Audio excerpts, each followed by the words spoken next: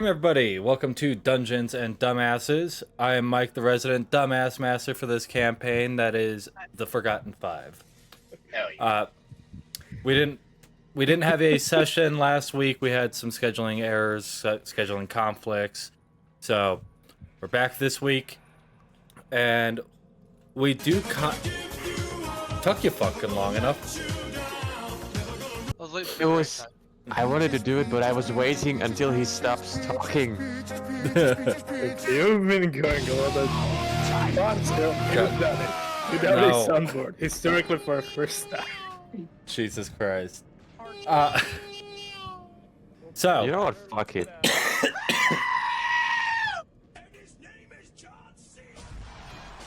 Yeah. So. Roger.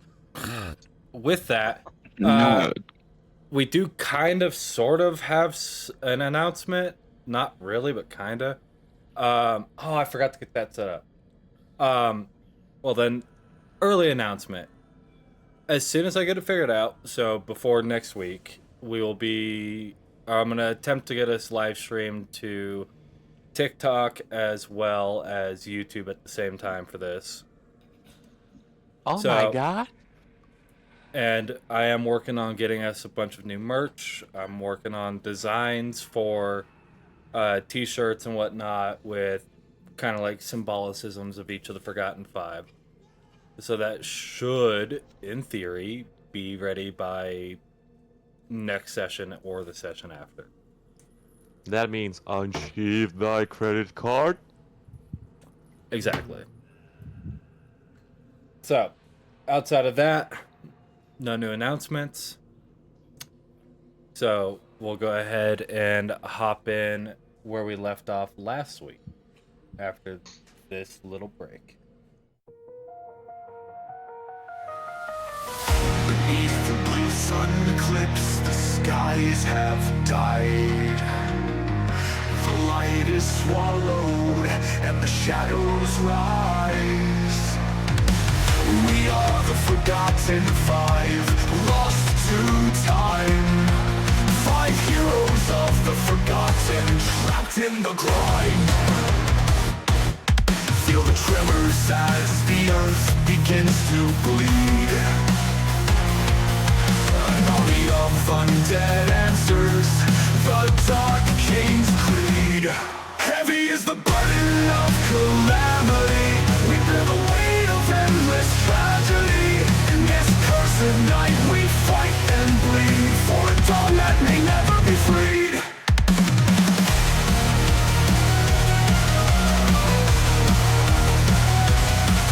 The flames have died, the wind is still. The dead awaken, bound by their will. Through cursed lands we charge with fury. No hope for salvation, just endless misery.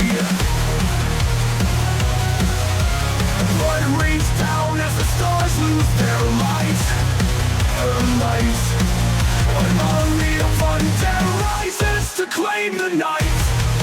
Heavy is the burden of calamity. We bear the weight of endless tragedy. In this cursed night we fight and bleed for a dawn that may never be freed.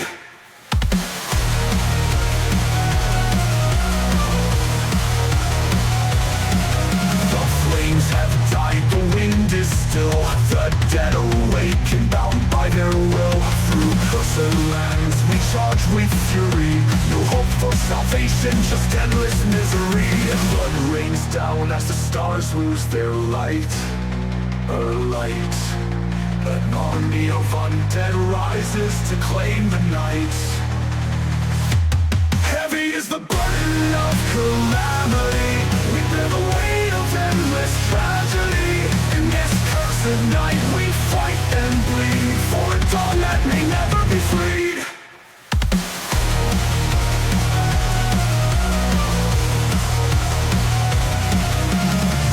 In the darkness, souls turn to ash. The eclipse consumes, there's no turning back. We are the few, the chosen, the last five heroes of the forgotten, echoes of the past. The blue sun eclipse casts its shadow wide. alive, standing side by side. The army of undead roars with decay, but we'll keep fighting until our final day. Heavy is the burden of calamity. We bear the weight of endless tragedy. In this cursed night we fight and bleed for a dawn that may never be freed.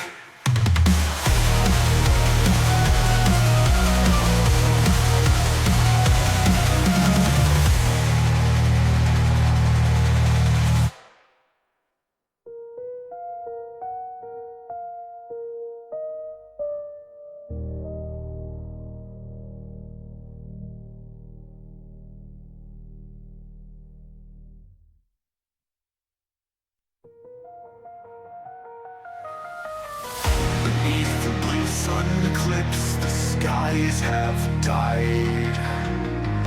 The light is swallowed and the shadows rise.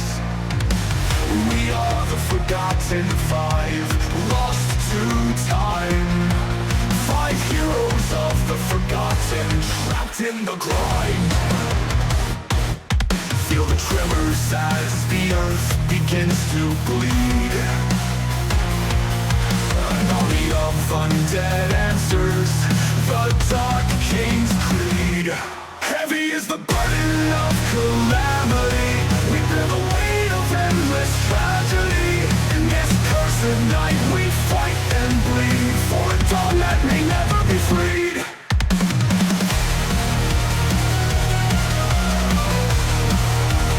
The flames have died, the wind is still. The dead awaken, bound by their will. Through cursed lands we charge with fury. No hope for salvation, just endless misery. Blood rains down as the stars lose their light. All right. So, hopping back into where we left off last week with the...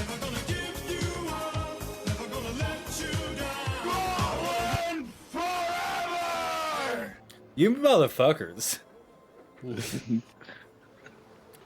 So, You make me do this every week. I get to ear rape you every week. It's a simple fucking trade. fair. Formula even.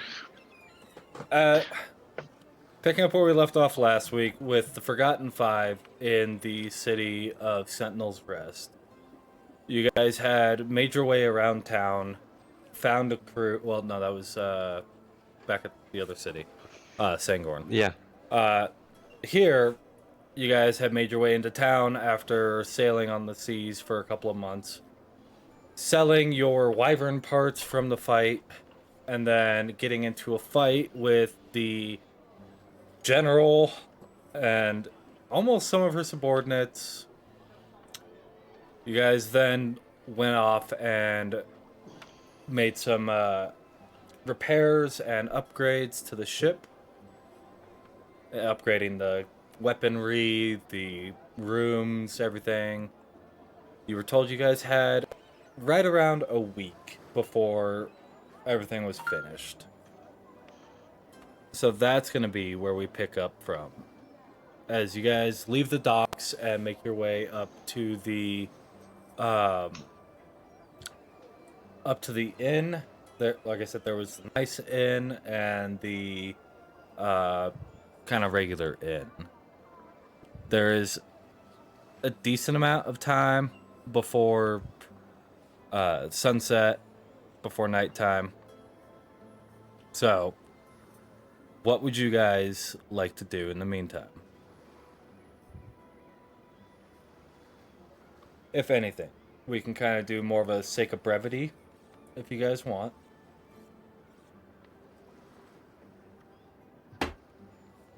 I'm probably just gonna walk around.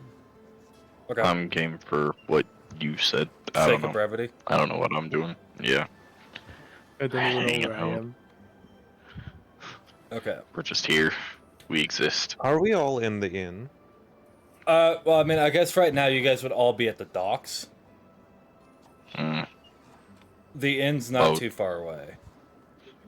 But can't be on the boat because they're about to basically rip that bitch open and repair it and rebuild it. How far would I need to lean over the edge to put my hand into the ocean? I mean, leading off the dock, it is low tide right now. So a couple of feet. Like, I would say with you, you could probably have somebody hold your legs and you lean over like waist up and you can reach it. Dread! What? Hold my legs. Or what? I want to put my hands and head under the water. Are you sure that's the best idea? I don't know what's gonna happen, so I want to try out. Alright. I dare you to put him down there and then dip his head in the water. That's Alright. the idea. Alright, Dread, go ahead and give me a strength check. That's what I didn't do. Give me my tiny tab. Load. Strength check. Yep. Click. Not bad. Oh, So- that's the wrong person. I think the lowest he can roll is 9. No, it just did the wrong. Like, Oh, it's the wrong right image. stats, wrong. Yeah. Okay.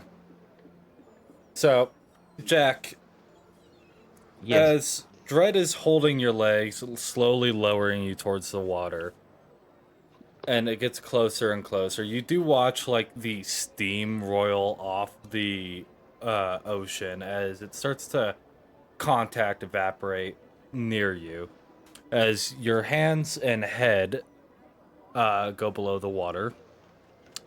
Mm-hmm. For a couple of seconds, you watch the flames try and combat the fire as it slowly closes in on it. Like the fire starts to dim and get closer and closer to your head as opposed to where it was. Another couple of seconds, you might be taking damage. I want to hold out until the flames are out. Okay.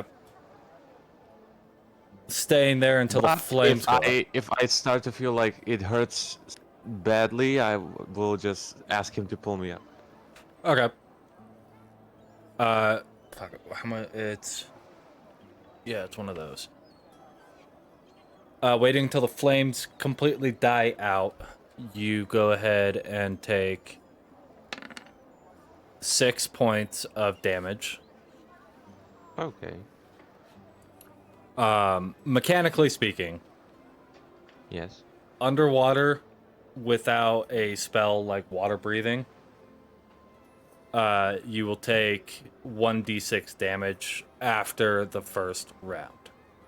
So you have 1 round before you start taking damage. Shit. Okay, I will just wiggle my legs to signal him that I want to go out. Fred, are you gonna pull anybody up? Yeah. Not a fucking Come problem. across the dock. Yeah. So, Jack, you go from underwater to mid fucking air as you look down and you are looking down amongst your whole party. I will give you a chance to roll. It's only going to be like another d6 of damage if you fail. Go ahead and give me a acrobatics check God damn. to land on your feet. Hey! Oh shit. I am a fucking acrobat. That circus master in you comes out no problem. Everybody else, you watch as Dread pulls Jack out, but instead of slowly pulling him out and back up and like kind of shaking the water off, you watch him just throw him over the top of his head, and you watch Jack almost do like a double backflip into a, what the fuck is that called? Where they do like the whole like 360 spin, and then Salto. yeah, what? Pirouette. Like the twirl, I think it is. Whatever it is, does a double backflip into that twirl and lands gracefully with a bow. Thank you.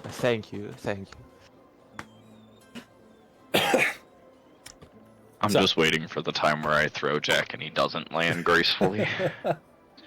I heard that. You were supposed to. So, as you guys kind of gather yourselves, doing your little tests here and there, you make your way up to.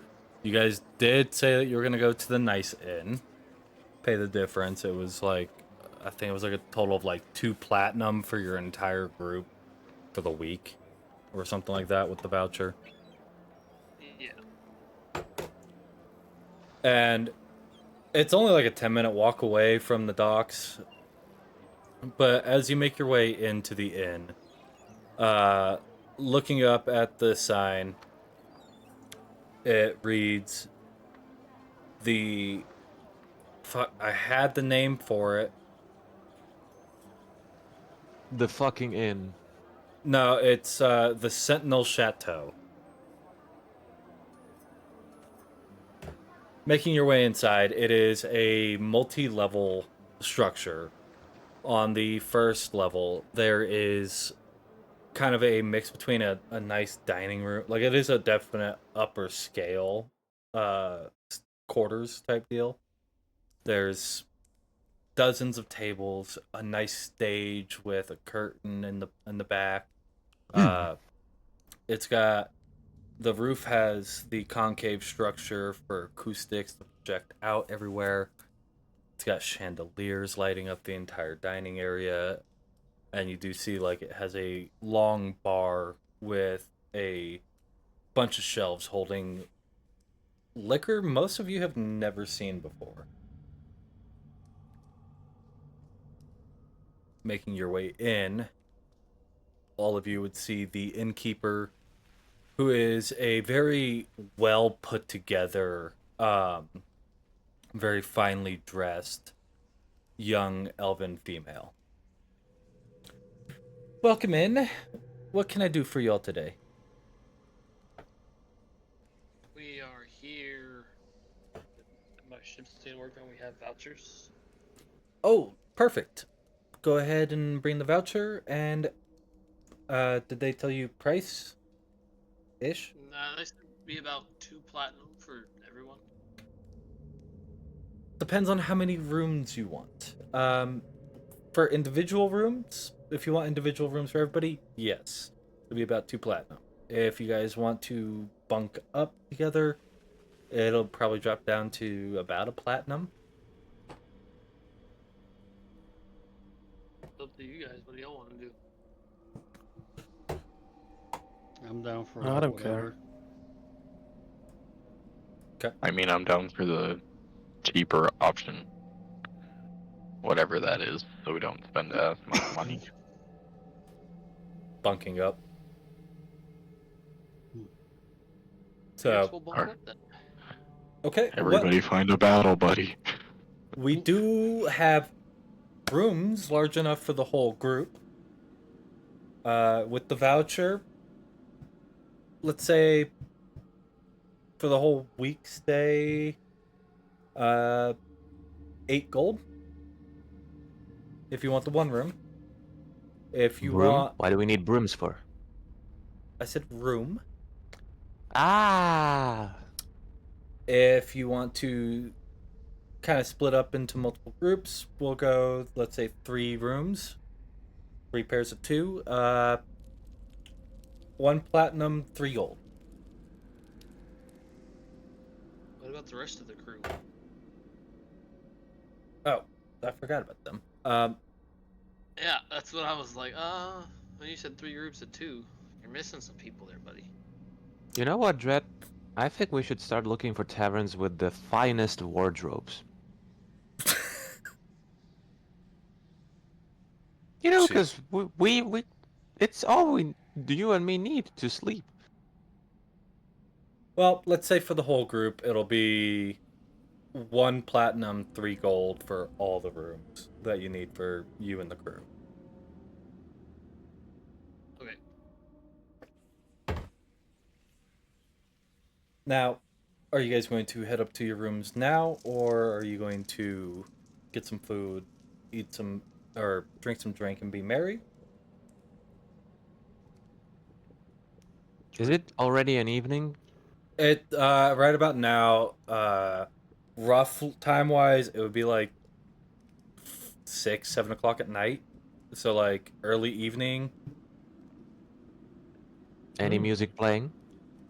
There is like a bard sitting up on the stage, kind of gently plucking at their violin. Very calm, I methodic will music. head over to him and talk to him. Okay. Heading over to the bard that you see up there. It is a fuck, an emerald dragonborn. Oh. Oh, by the way, did the flames like rekindled? Yeah. They slowly rekindled on the walk over. Okay. Making your way over to the bard. What would you like to say? Yeah. Hello there. Hello. What you playing? Kind of just whatever. Whatever sounds nice. What kind of instrument is he playing? Violin. Violin. Oh! You know, I play violin too. Tell me more. Can I maybe join you? Sure. Okay, I'll put down my head and pull out the violin. Put the head back on my head. Mighty fine hat you got there. Yeah. It's fancy. All right. Go ahead and give me a performance check.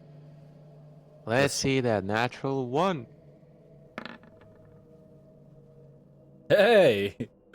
Oh. So, for everybody who's kind of lounging around in the dining area, you guys watch Jack as he saunters off over to the Dragonborn bard on stage with his violin. You see them discussing something while the bard is still playing. And then Jack hops up on stage, and while the bard is playing, and he's playing beautifully. It's a good song. Very chill, very melodic. And then Jack comes in, and it's a perfect complementary piece. They are working with each other, off of each other, in almost like a beautiful song and dance. I don't know why this is so creepy, though. Very ominous music. Yeah, it was, that would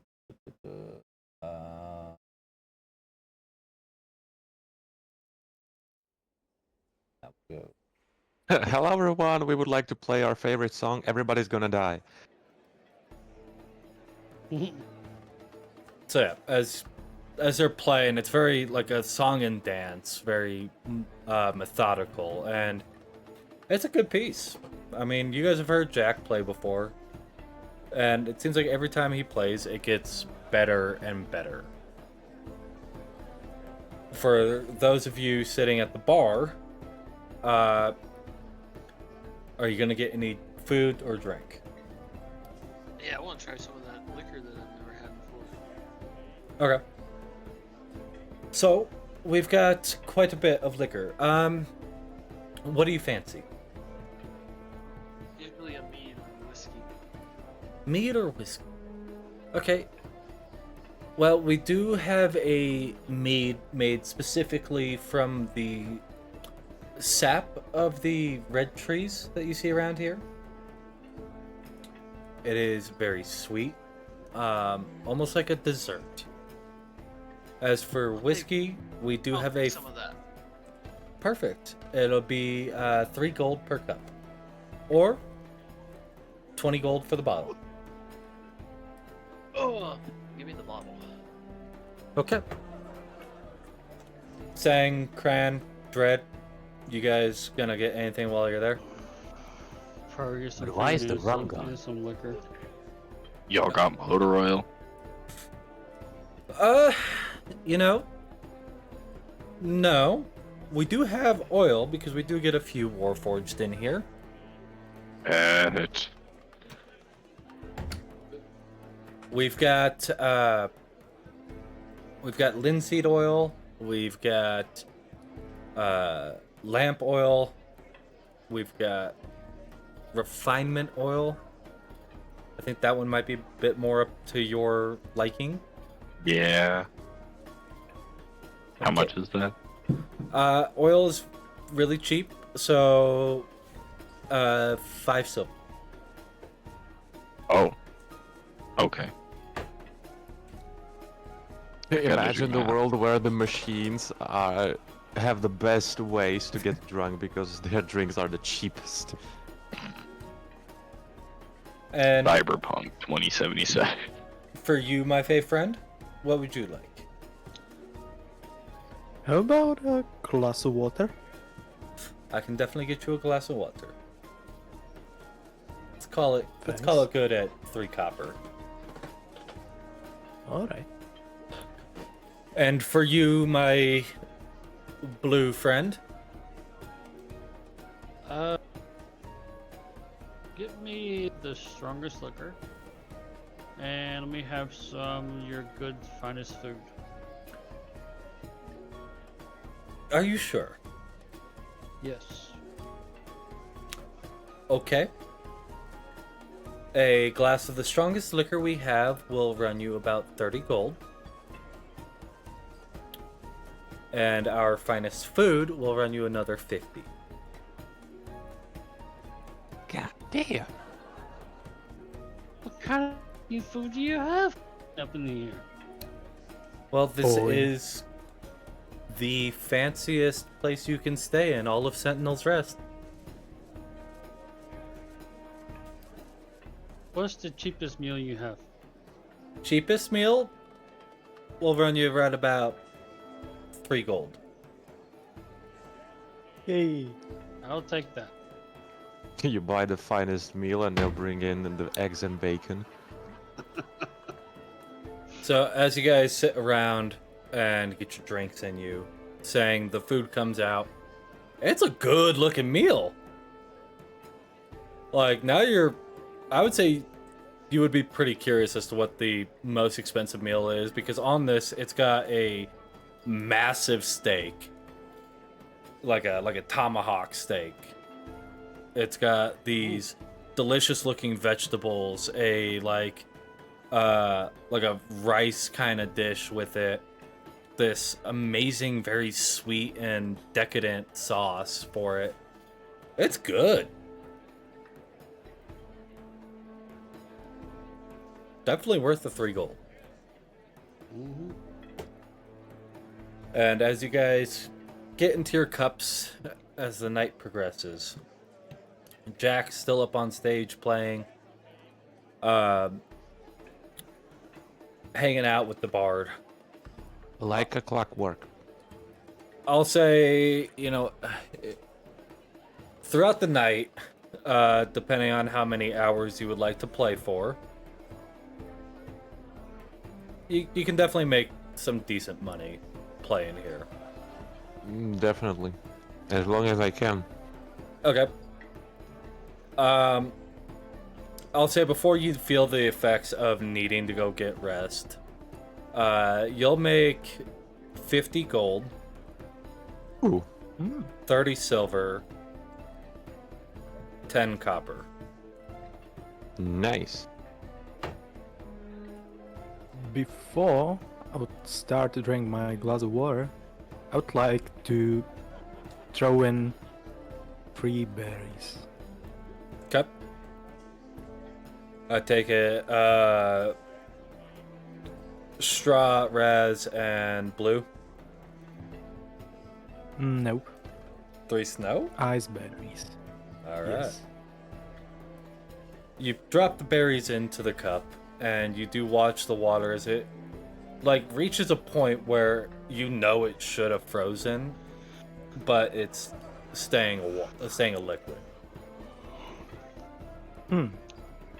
Like Strange. the glass is covered in frost. There's like little icicles hanging off of it.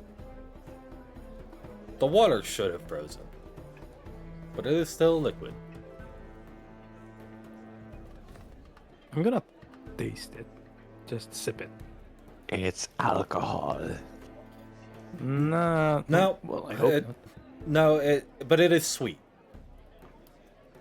Huh? The water is sweet. It's like a, I guess you could almost say like a nectar, like a sugar water. But it's not like overly sweet. It's nice. Alright, I didn't expect that. I quite like it. It's my first time tasting them, so It's good. that's nice. It's very nice. It's very refreshing. Makes me Dread, happy. the refinement oil that you get, it is thick, viscous, and pitch black. Delicious. It goes down, it burns. So, fun thing we have never done for Dread. Go ahead and give me a Constitution saving throw. Oh. But Jesus. hold on, we're resistant to the poison damage. Are you though? I heard that one before. 26. Now, you as Percy, you know the taste of liquor. Whatever Sentinel's Rest has done, they have managed to make liquor out of oil. Oh my god. That's genius. They've done it. It Warforged can get drunk. it's pretty fucking good, to be honest. Like, it's like And a... theoretically, doesn't it repair the inner mechanical pieces as it goes down? It would, The fire going out of the exhaust. Lubricate. it would lubricate, it wouldn't repair. I mean, But- runs better either way. Yeah. Like, to give you an idea, it's like a very fine scotch. So it's got a nice like bite to it right on the front, nice little warm burn as it goes down. And it just, like, you being literally filled with fire, you feel the warmth spread, and you kind of look down and you watch your like I guess you could say like fiery veins kind of glow brighter for a few moments before it settles. And you watch like around the stomach area as it glows bright and bright and bright, and then dims back down. And you see, for the rest of you, you see like the heat kind of exhaust out and pour out from Dread's back. But whatever he drank, it was good. Out here, got me looking like Devastator, bro. Rolling coal in a restaurant. Pretty fucking much.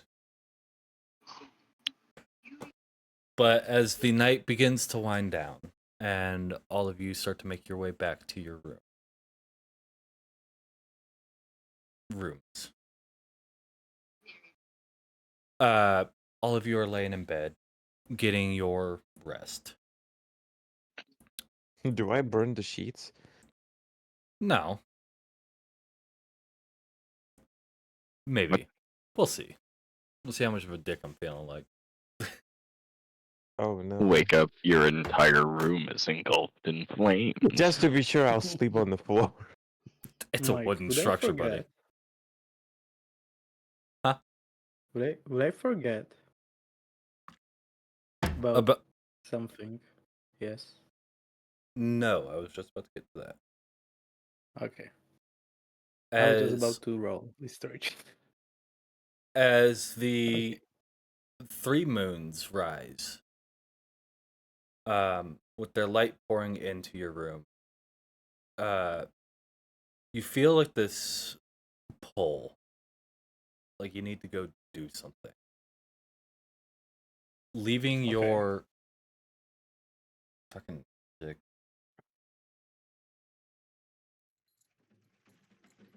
Leaving your room. Should we deafen?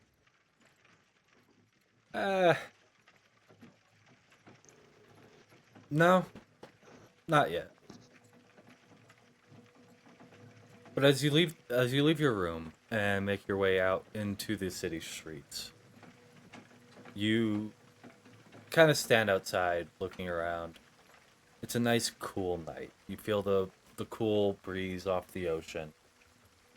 And you see a little dancing trail of moonlight. Oh, I'll follow it. As you begin to follow the moonlight, it takes you on a journey. Probably the better part of a half hour of following this. You Going end on up an adventure. leaving the city limits and making your way out into the forested area. A good, decent ways. And the moonlight finally decides to stop as it's pointing to a odd, I guess you could call it like a fade trap kind of looking deal. There's a circle of rocks, and in the center is a rock that looks like it's been hollowed out, almost like a bowl. So something like a monolith. Yeah, Interesting. and the moonlight is just pouring right into the bowl. I guess I'm gonna investigate it. What exactly are you looking for? Some kind of hints, since I was like supposed to be here, but I'm not. I don't know exactly what I'm supposed to do, so just trying to figure out what's this about, I guess. Looking into the bowl and kind of looking around it, you feel a tugging sensation in like your chest, abdomen area. And you feel like the cold radiate from out of your chest. Like a slow, methodic heartbeat. My body's talking to me. No, so it's like in a some kind of rhythm, yes. Yeah. So Okay. if you I'm gonna try. Yeah, go ahead. I was about to say that I would try to like maybe do this rhythm of my heartbeat, if you will, with my hoof Okay. clopping into the ground. Maybe it does something. I don't know. Kind of messing around, not messing around, but like trying to figure out what is to be done. You get this other feeling coming from your hip. A rhythmic pulse that kind of gets a little bit faster, as you draw closer to the bowl with a berry in hand.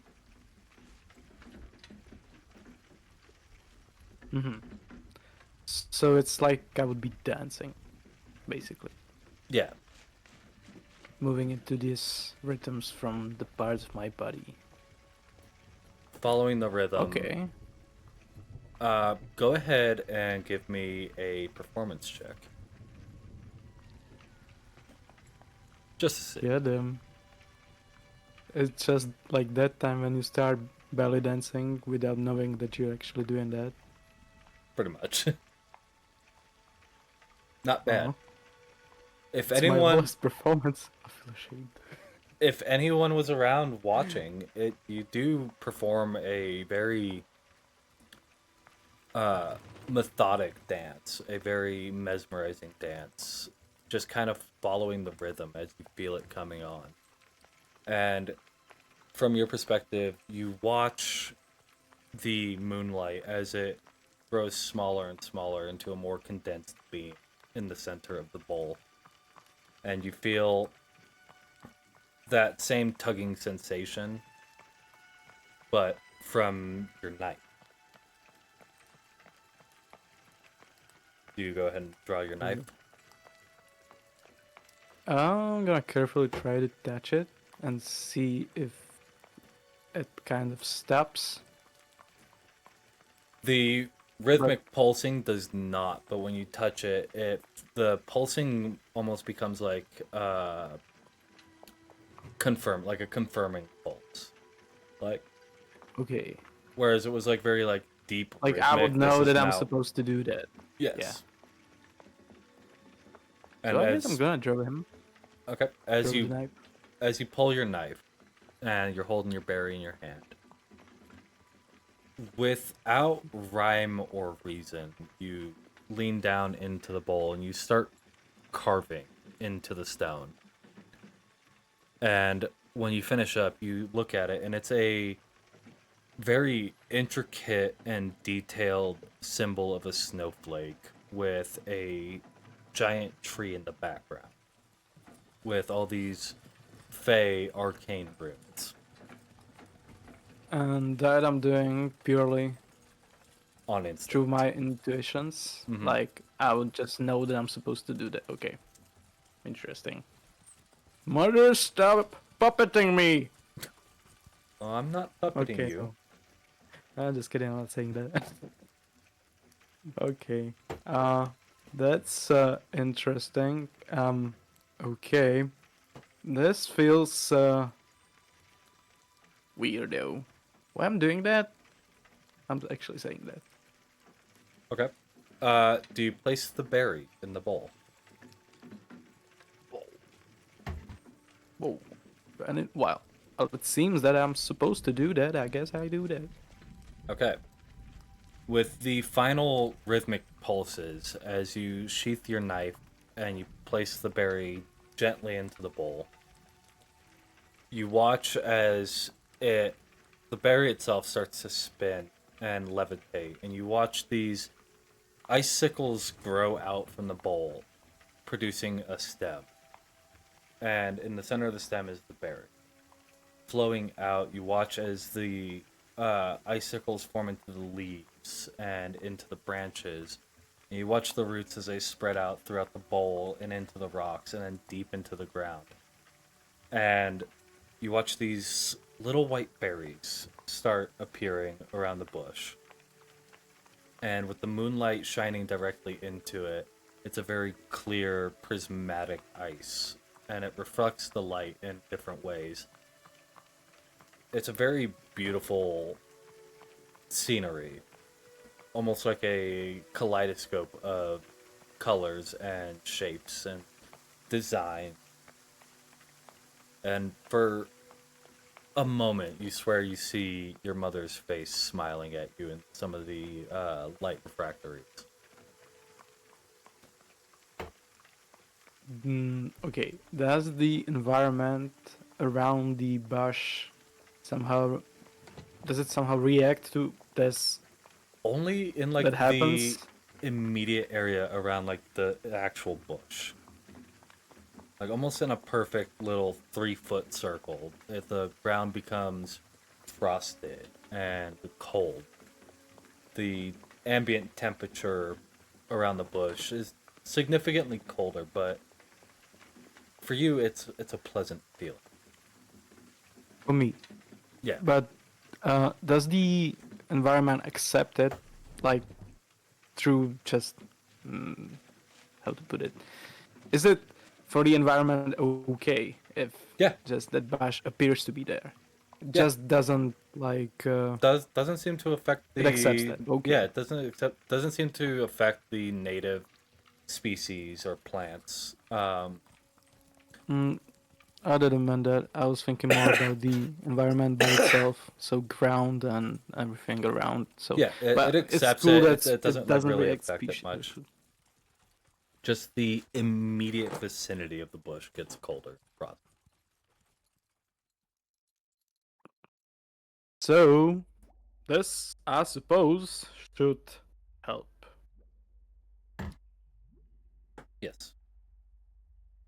Making your way back to the town, back to the inn, being the Sentinel Chateau.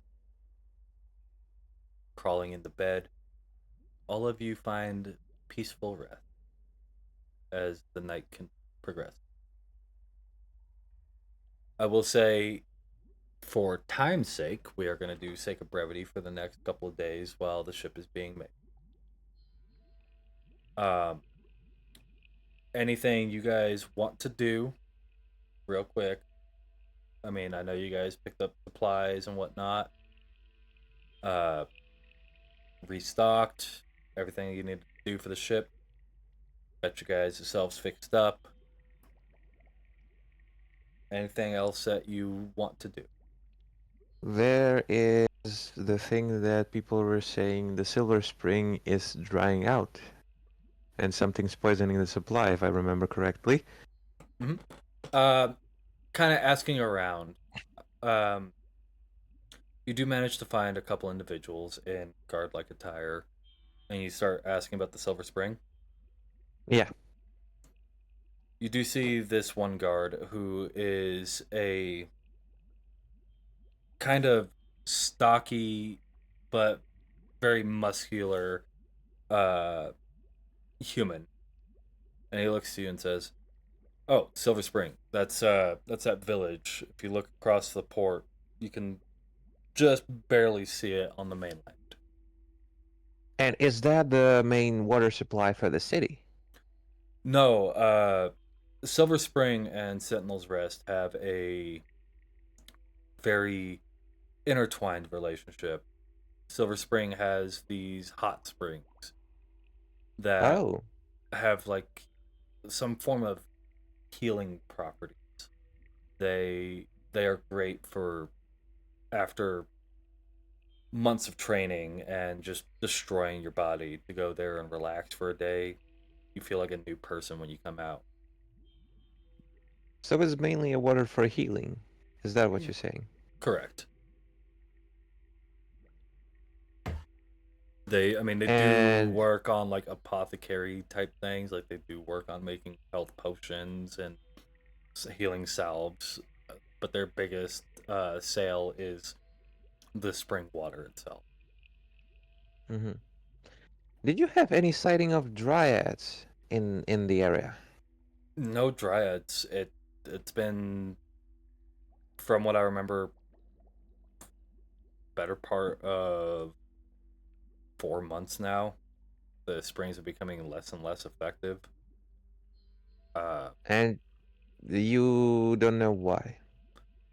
I mean, we've looked through the area. We haven't found anything. Are those waters available to woodland creatures? Do they come and drink the water? Uh, no. There are other springs around that the creatures kind of just take, but the main springs inside the village are guarded heavily.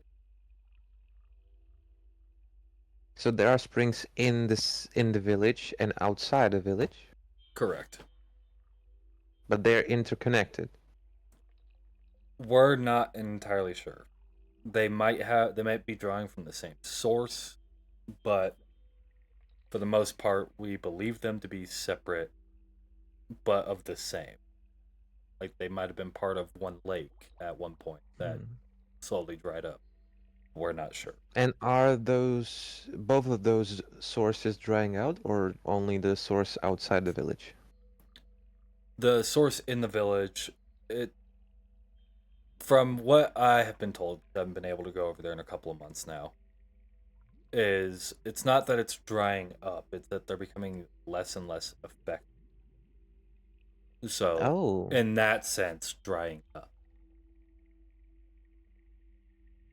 Do you have those people you said they go there and take the water for healing purposes for making potions and whatnot? How often do they go there? I mean, that's just the residents of the village, so pretty frequently. So it's every now and then. Yeah, I would say probably a couple times a week.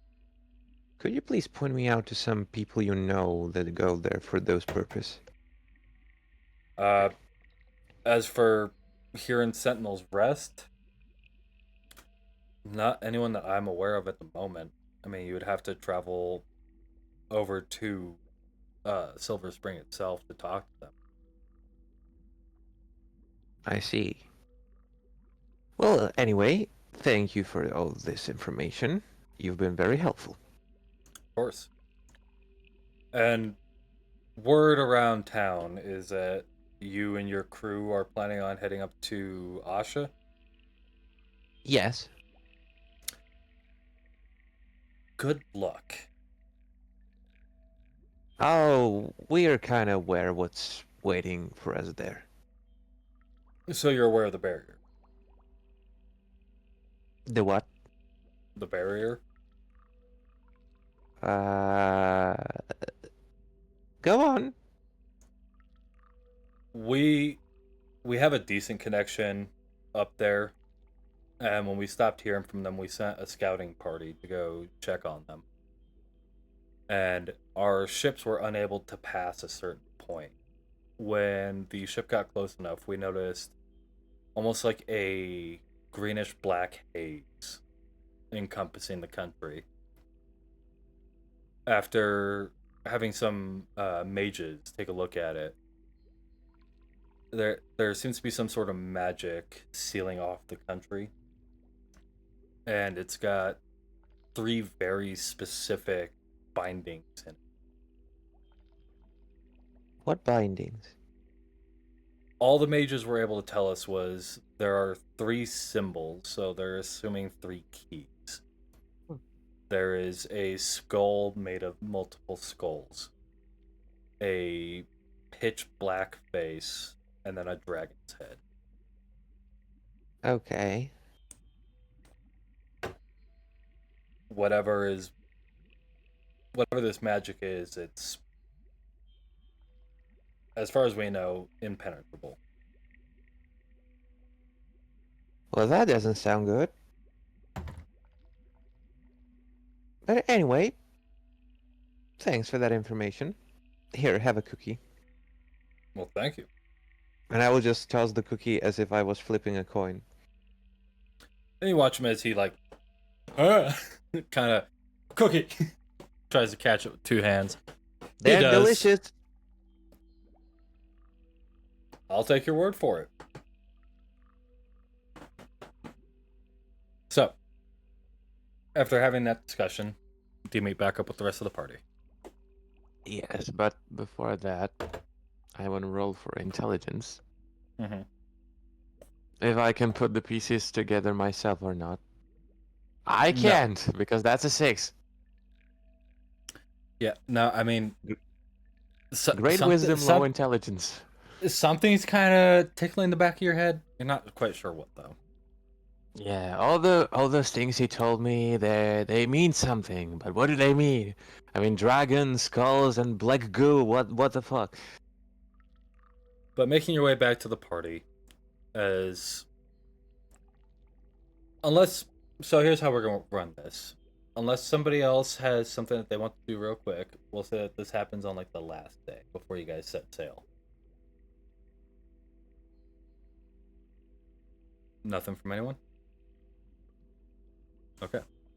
So, Jack, as you meet up with the party, as they are prepping to board the ship, or prepping to head down to the ship at the not the Lavish Chateau, the fucking Sentinel Chateau. You relay the information? How is everyone doing? Yeah, I'm here. I'm here. I exist. That sounds pretty depressing. Yeah. Have you not seen our good existence so far? I mean, the sun is blacked out like the entire time, so you know, a little bit of optimism doesn't hurt anyone.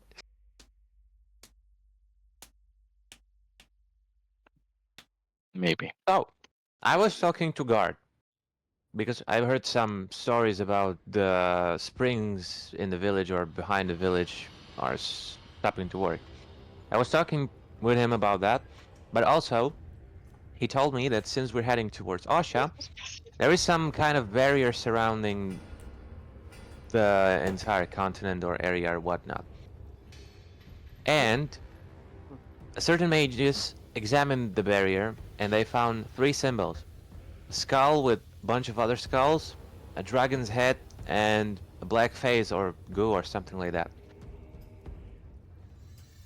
Personally, I don't know what exactly that means, but I thought it would be good to tell you. So we're stuck. Well, as far as he told me, there's no way to get through that barrier without some sort of keys. Where to find them, I have no idea. Hearing all this information, all of you, if you want, can go ahead and make intelligence checks. Should I make another one? I'm gonna say as you guys kind of sit there bouncing ideas back and forth, yeah.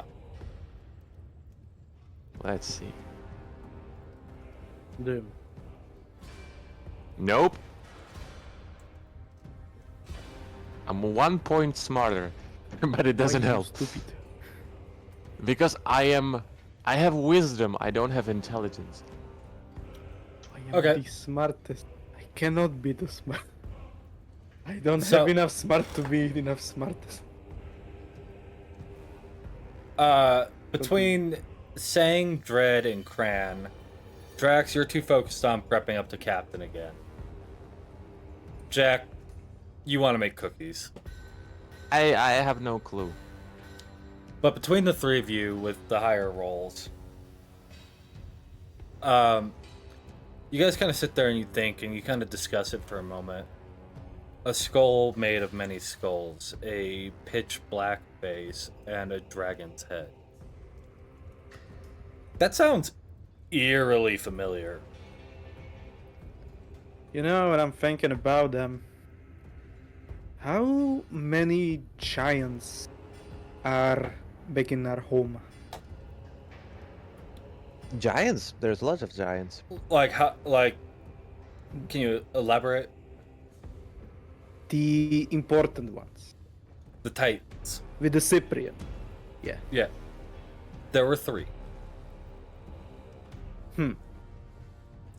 And from the fight that you had, the skull made of many skulls sounds a lot like the Necropolis Titan that you guys fought. The pitch black face definitely kind of sounds like the Bane Titan that you saw. And the dragon head.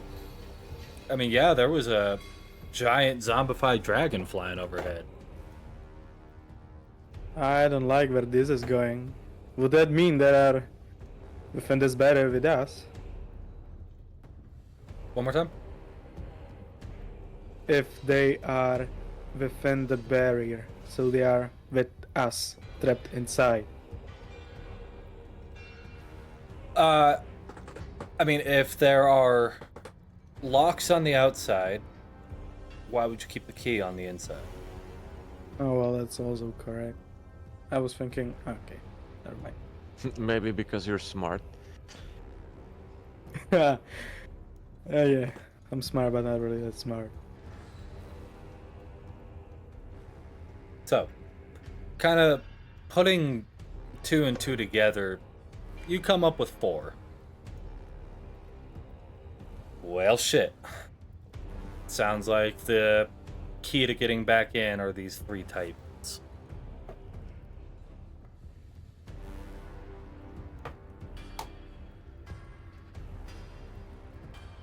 What do we do now? I don't know what you're thinking about. Well, unless we want to stay here for the rest of our lives, I guess we should start looking for these giants.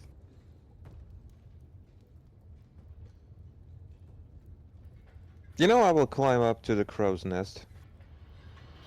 Okay.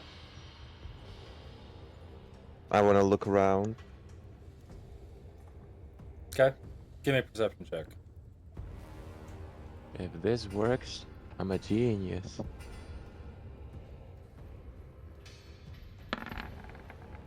23. What the fuck did you just roll? Why it's Chances. so high? Perception. No. No, you.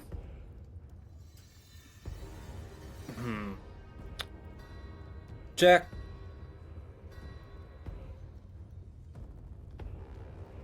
You do kind of see something way off in the I'm talking like way off in the distance. Guys, I kind of see something way in the distance. And what's way out of the distance out there? Still thinking. You're not entirely sure. All you know is it's huge. It is absolutely massive, and it looks to be near Silver Spring. It's something really big. Like Dread? No, way bigger. I can't quite make out what it is, but it's over at the Silver Spring. Which, the guard told me that they're stopping working for some reason. Maybe we should check it out. Maybe we should not. Come on, what's the worst thing that can happen? Death. The world is already in apocalypse. What's the worst thing that can happen? A zombie could come right behind you and bite your fucking head off. Or it could be fun. That too. So, what are you guys gonna do? You gonna continue on over to Gale Haven, or make the detour over to Silver Spring? Which one is quicker? Silver Spring, I guess. Gale Haven is roughly about a month's journey. Silver Spring is, due to the waters, it's not a very far distance, but due to the waters, it's about a day's journey.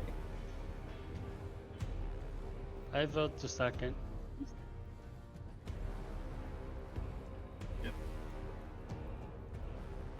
I guess we're going to Silver Spring first then, sounds like. The water there is warm, it has healing properties. Maybe we could take a bath, relax. Well, not Dread, because he could get rusty.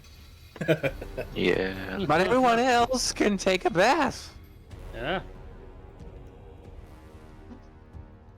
So, heading out to Silver Spring then. Aye, aye. All in accordance? Aye. You're here. Yeah. Okay.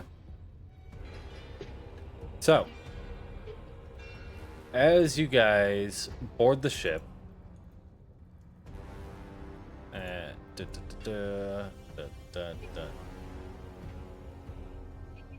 I had time to buy another cookie supplies, right? yeah, no, like you guys had a week. Very good. We only did sake of brevity because we got a late start today. As you guys board the ship and head out, anybody, give me a d20 roll. I got it. Late. Let's go, Captain. Okay. How? Why so low? Dread, I was. Okay. I need you, because I totally fucking forgot to, I need you to roll me 20 d20s. Oh. Oh shit. Alright, time to count. The Elden Ring do be getting harder and harder. Oh!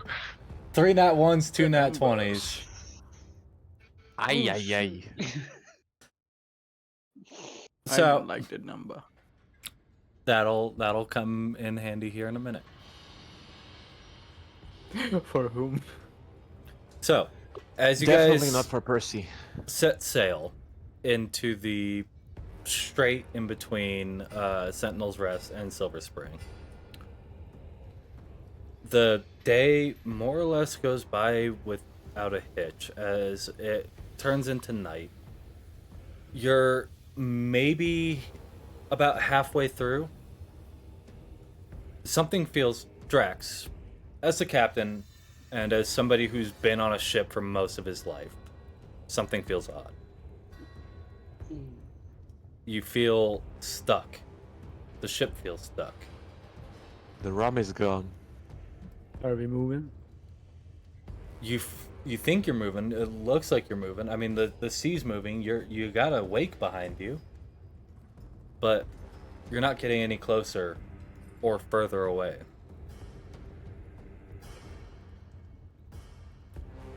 Now, That reminds me of that time when I was stuck in Feywild. can I get everybody except for Dread to go ahead and deafen? No.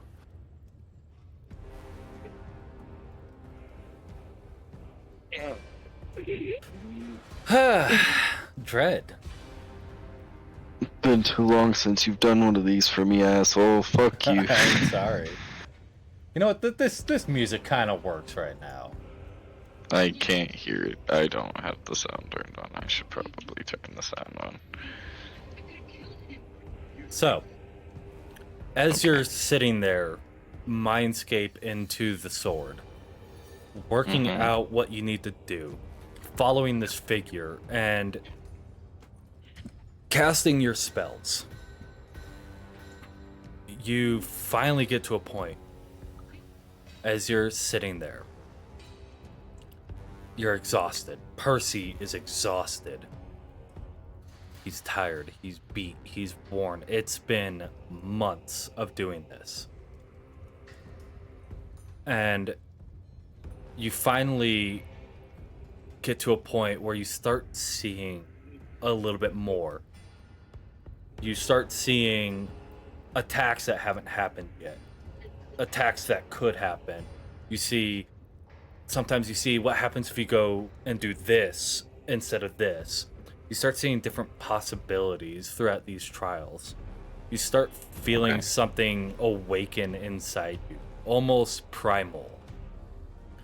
And you feel like time itself flows and rips through you as you become more in tune with the flow of time. Hey.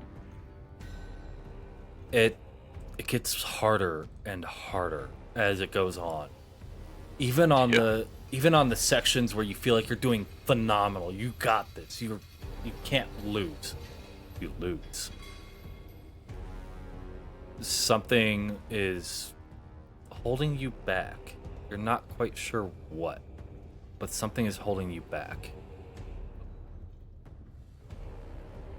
As you look at this door, it is a very intricate, inlaid with gold filigree of cogs and gears and clock hands, as well as leaves from the Feywild and a kind of flow of time. Like you can almost see images as they're flowing through the door. What would you like to do?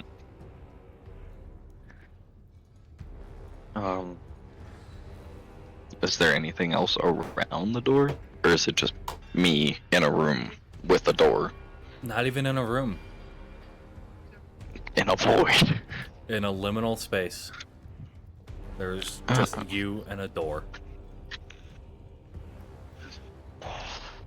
I guess the only thing I can do, go to the door. As you go to the door, you hear a voice call out to you. Percy, this is your final trial. I'll be kind. You get your friends. What? Good luck.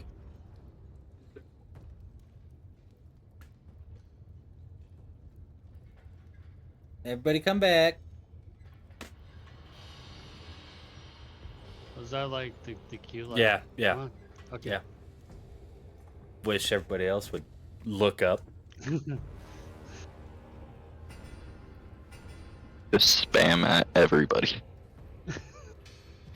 I'm deaf and bitches.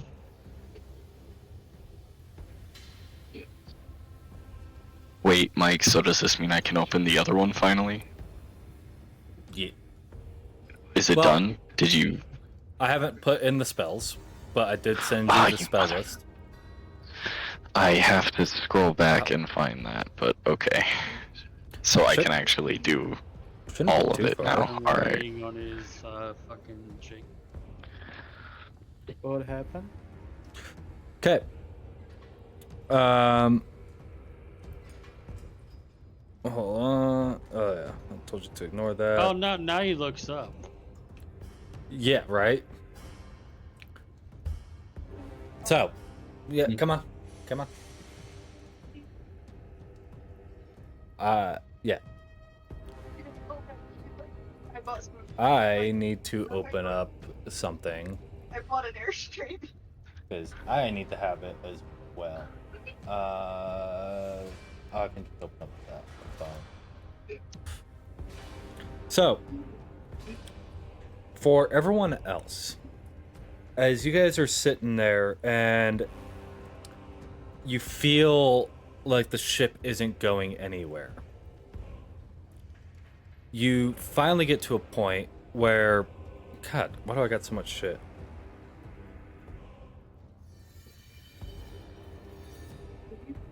Sorry, I'm trying to find this. Are you trying to find the same thing I'm looking for? Yes.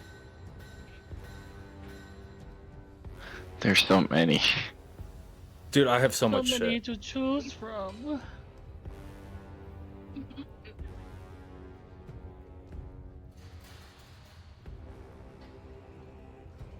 Oh, there it is. Nope, that's the one that... Yeah, we just used the one that I...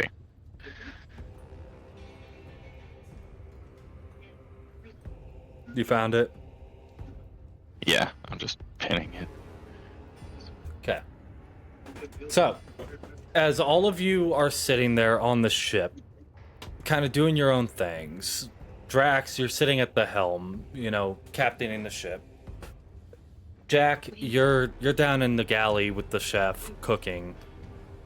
Cran, doing Cran things. Saying you're sitting in your room drinking off of a bottle. All of you. Like a light just turned off. Everything goes black. And as your eyes open again, you see a face you haven't seen in a good couple of months. You see Percy. Huh. And Like everyone sees him in his head. you're all standing next to him. In our heads. In what? You're all standing next to him. So it's like somebody switched off the light, and then we come back, and Percy's right there. Yeah, except you guys are all in a vast, empty, liminal space, a void. Standing in front It of didn't this. come back. So okay, so we are still in the black universe. Okay. And you guys are standing in front of this massive, ornate door. Why you redecorated? Okay. I mean, I guess it reminds wasn't me voluntary. so much of Full Metal Alchemist. See? This isn't the first time I see a door this big. Goddamn. Where the fuck are we? Welcome to my mind. Oh god. Dude, why it's so empty? You gotta be more open-minded, dude. Mhm. I mean, I'm pretty sure this is about as open-minded as one can get. Yeah, look around. It's all empty space. And a door. Why are you always Closed thinking door. about a door?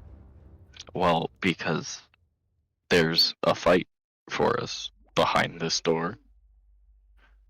Say what? Yeah. Why? Why do we need to fight? Because In your mind. in my mind, because it's my final trial. Don't ask questions. I will explain trial to afterwards. fight. I am exhausted. Please just fucking help me.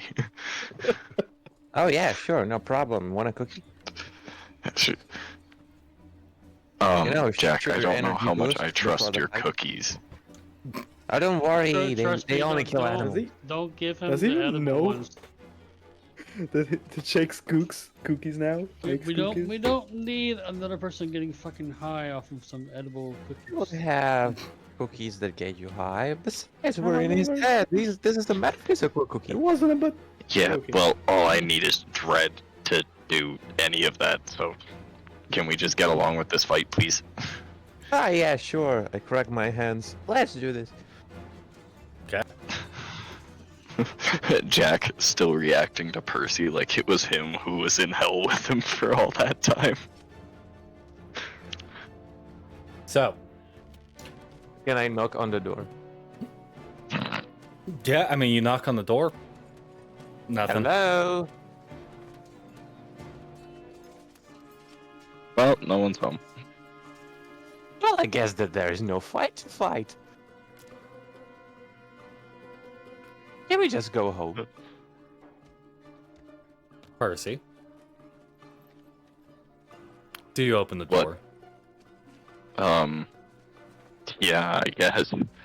Okay. So, as you open the door, it opens up, and you feel all of you guys get sucked in to the room. And again, everything is pitch black until you see braziers turn on. Nice 2-bit map. Load faster, please. Oh, there we go. Hold up, what is that? Is that a dungeon with many rooms, or that's just like a sailing with squares? Tiles. Of many things. Just tiles. So okay, so those are islands, I mean, it's all Pillars. floor. Everything is but pretty it's floating. level. It's all floor. Okay, Yeah, it's all floor. So, so pillars. Okay, never mind. as you all find yourself standing in this room, almost like a game of chess, you see Oh, no. something across from you. Where's Percy? Percy, however, you find yourself standing in the center. And across from you, you see a shadowy figure. Okay, You don't see Percy. I need to put Dread's hit points back up to 73. So the dread icon is Percy. Correct. Well, Okay. it is Dread. Okay. As soon as you look down, Percy, you see Dread's hands. Oh, that. Is that demo? Alright. Well, this should be interesting.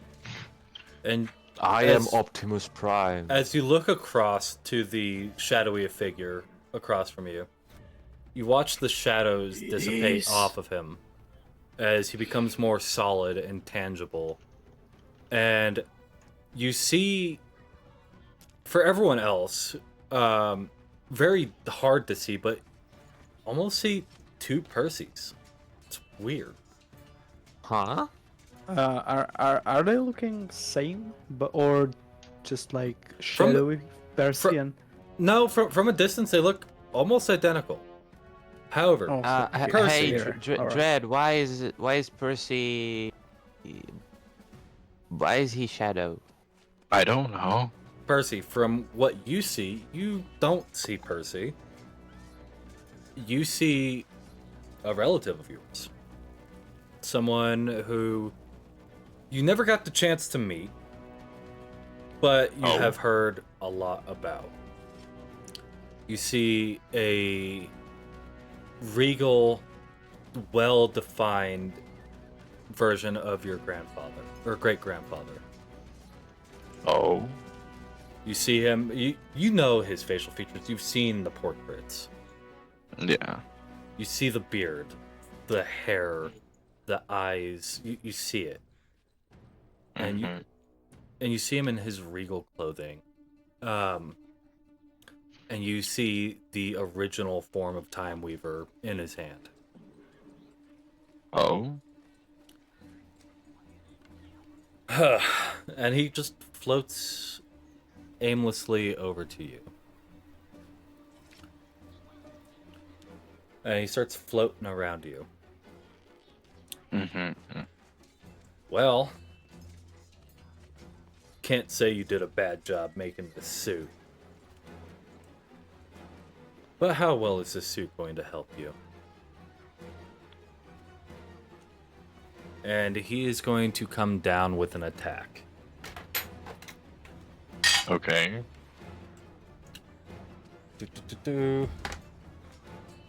That's going to be a 23. So what we see Yeah, is that Percy hit fighting with Dread. Percy. Well, Or with Dread.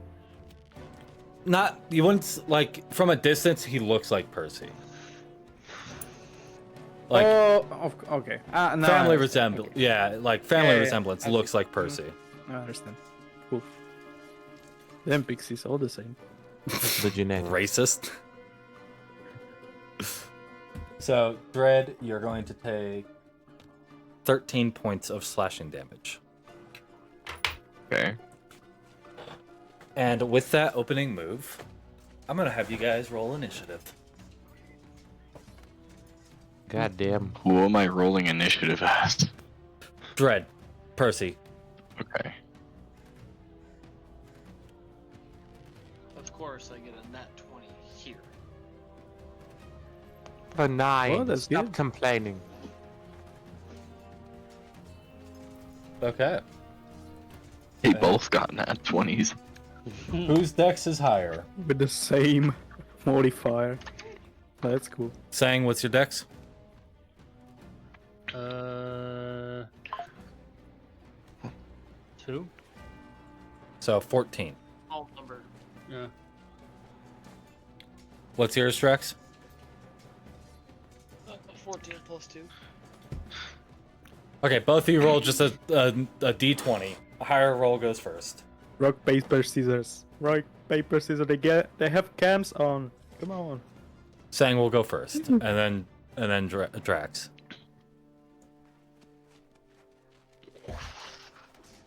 Shit. Okay. Okay. Cool. So, Sang, Yes. you're up first. Oh, joy.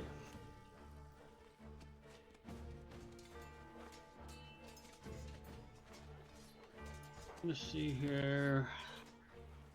Let me move 15 feet. Okay.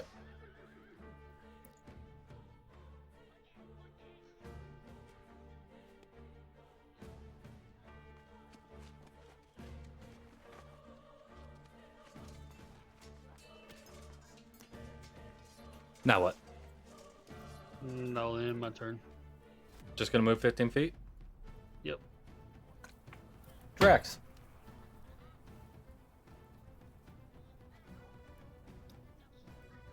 Oh.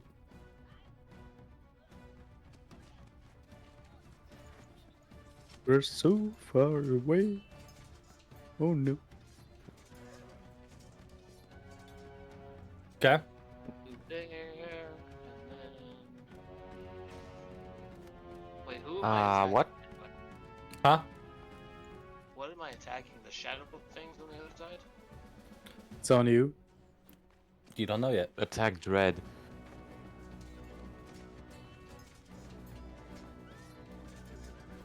Well then... I got nothing. That's it for me right now. Okay. At the end of your turn, this one comes here. This one That was fast. comes here. What the fuck? This one comes here. And this one comes here. What's their movement speed? And then Percy, your grandfather, Yep. after attacking you. Mm-hmm. Come on now, boy, feel the fucking time! Should have been able to dodge that. Built yourself a cage, and now you're trapped. As he comes down you with think- another attack. Uh-huh. 22. Where? Hits. Jesus, can you let me fucking parry, dickhead? I mean, yeah, you can try to go for the parry. Fuck 23. you. Okay. Cool. You know what? He's gonna rewind time. 23. Give me a damn second. Gave me all these new things that I gotta work with. So he just a Wardo.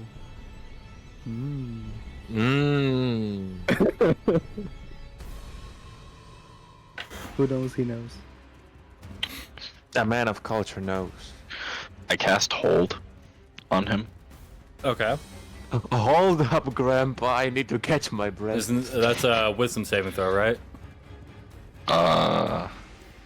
Creatures within a time, they all use the same.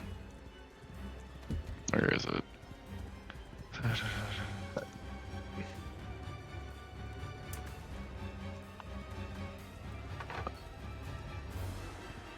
I don't know, Mike. You were the one who was supposed to figure all of this out. Hold person is a wisdom saving throw. So Okay. your spell the DC is your spell save DC.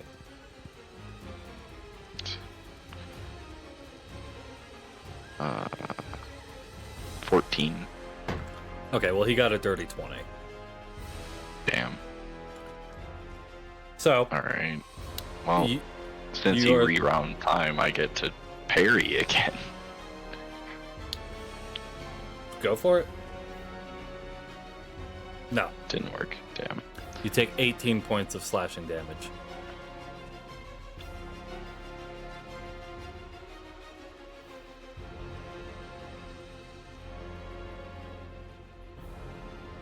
And then after his turn, it is going to be Cran. There's now a shadowy Oh. figure right in front of you. So it just appeared. Yeah.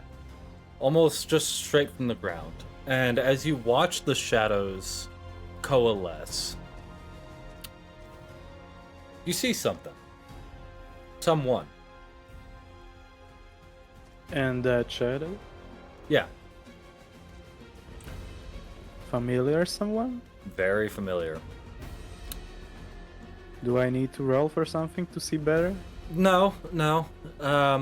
You see Not Blackberry. yet. Okay.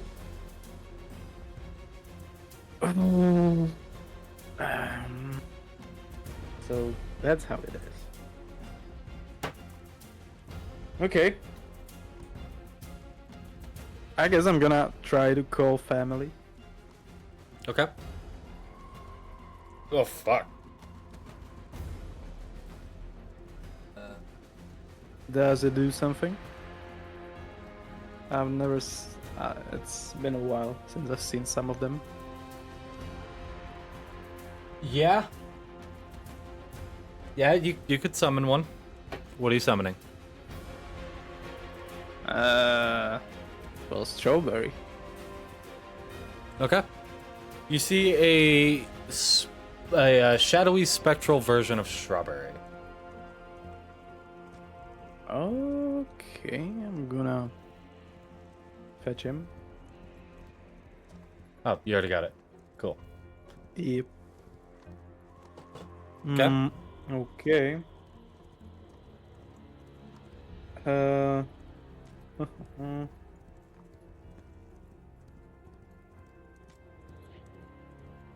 Can I use, like, the strawberry has still his own turn or not anymore?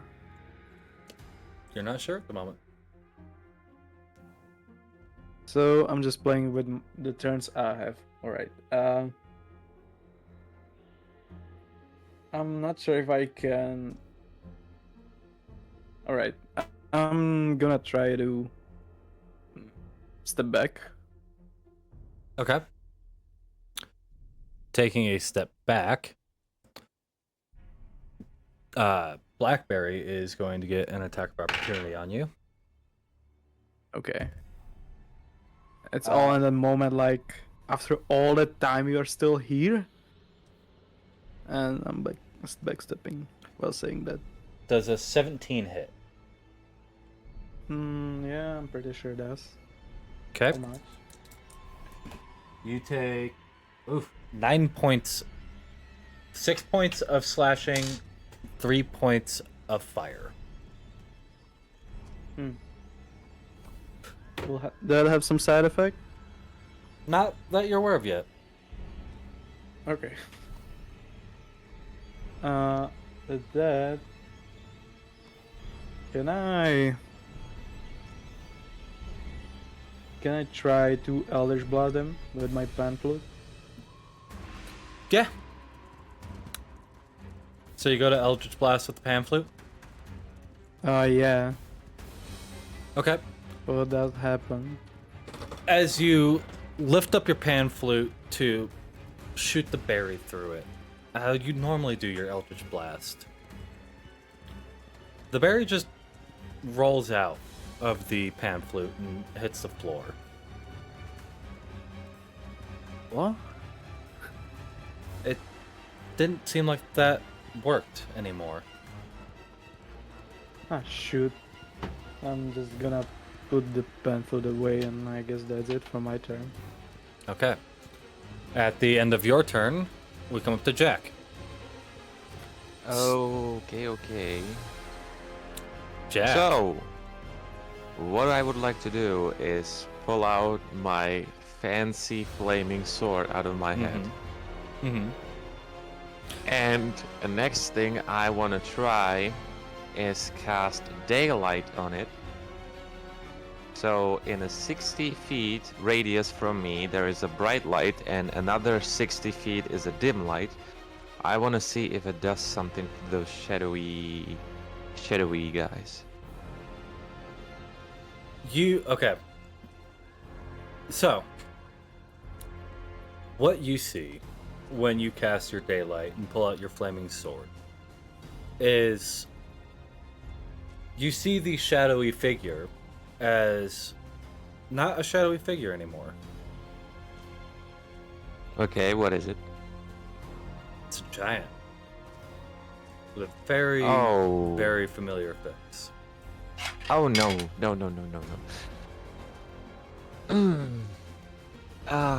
Shit. The guy is standing in front of me, right? Mm-hmm. Okay, that's all for my turn then. Okay. At the end of your turn, we come back to Sang. Sang, as you stand there when the shadowy figure appears in front of you, you see your father. Oh Lord. Before his injury, as he just looks at you with disappointment.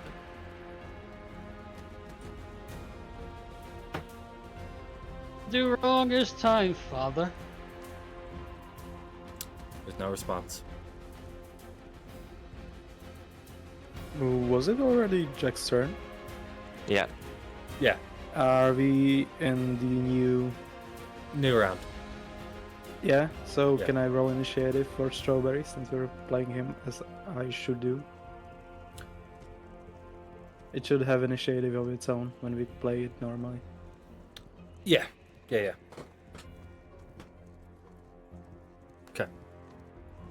So I think that's like right around your turn anyways. Well, whatever.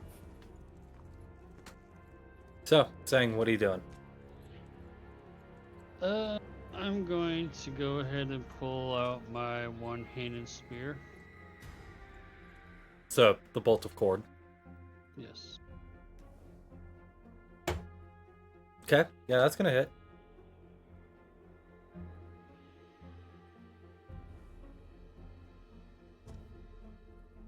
Five points of piercing damage. As you thrust your spear into your dad, it doesn't feel like it connected with anything. So it just went through him. Mm-hmm. That's what it feels like, at least. Motherfuck.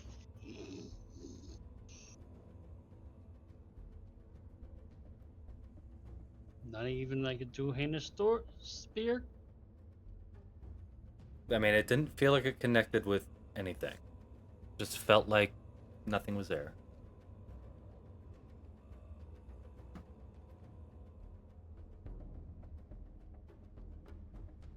I like try to use like my lightning to strike him down. Okay. Gonna use one of the charges and send the lightning through him. Yeah. Go ahead and roll your attack.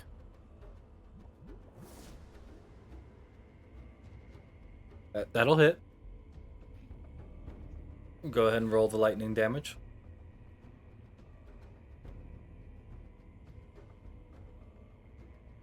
That's the piercing damage. Oh, sorry. Which one would I need? I think it's in the description. It'll tell you what you need to roll.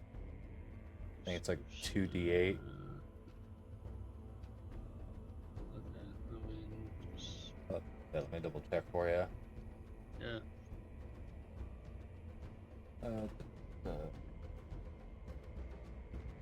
I didn't mean to do that. Mm-hmm. Fuck. I've got the fucking image on my it's phone. 1d6. No, I've got the image on my phone. Let me double check it. Okay. 3d8. Oh, 3d8. Actually, hold on. Yeah, 3d8. How would I do that? By Slash the way, roll. Mike, did the daylight affect the other shadowy guys? Nope. Hmm. Was it just... Slash Anyway, roll those 3d8. those of you who don't have dark vision, you can see. I think everybody has dark vision in this party. Don't Anyway, work you my- can see. Can we? Yeah. Alright. You watch the lightning enter into the shadowy figure, pass through it, and you watch the lightning crackle through the body. It kind of What? That seems to work. twinges.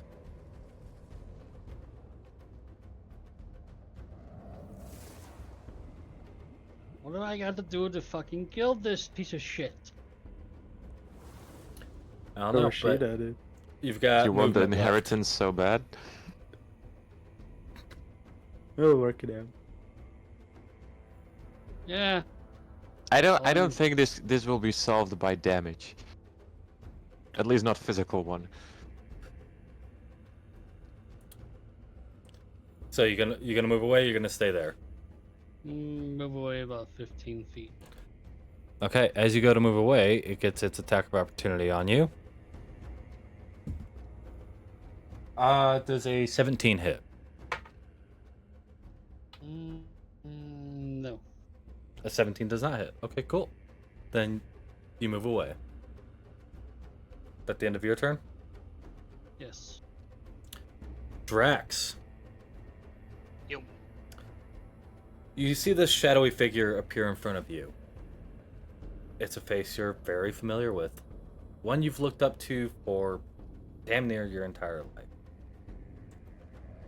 However, not the way you remember your father looking. He now looks soaked, with barnacles on his face, and almost skeletal. What would you like to do? You may have his face, but you are not him. Am I not? No. Who's to say? The father I knew long ago, he is gone, and there is nothing that will bring him back.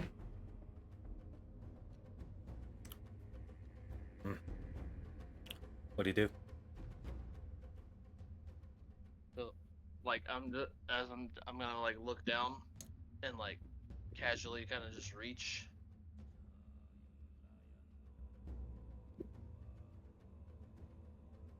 That'll hit.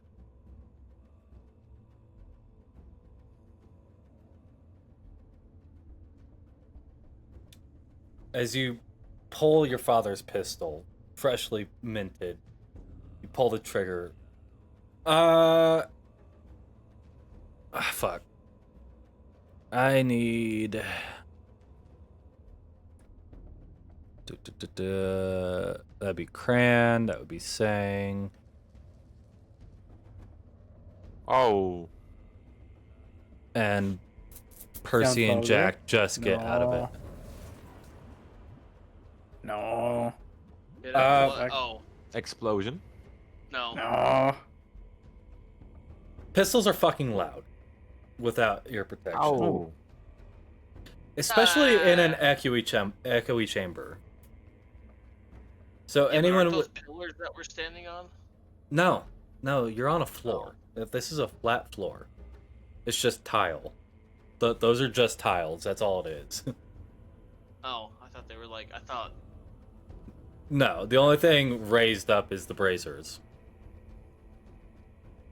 So, I need Drax, Sang, and Cran to all quickly give me I believe it's a Constitution saving throw. Constitution, yes. Oh fuck. What did you roll? An 8. And Oh, Sang, Constitution saving throw.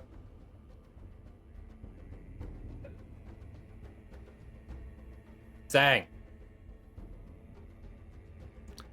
Yeah. Yeah. Constitution What's saving up, throw. Steph? It's okay. God damn it. He's trying to kill his shadow father. Okay.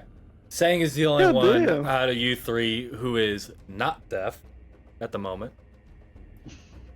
He's So- deaf, that's why he's saved. Right, he was already deaf. So for Drax and Cranberry for the next round, any perception check based off of hearing is going to be at disadvantage.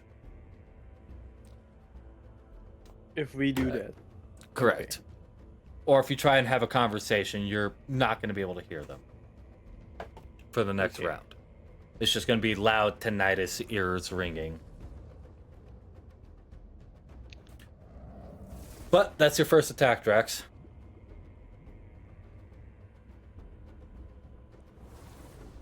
Well, now when we're deaf, you can shoot it.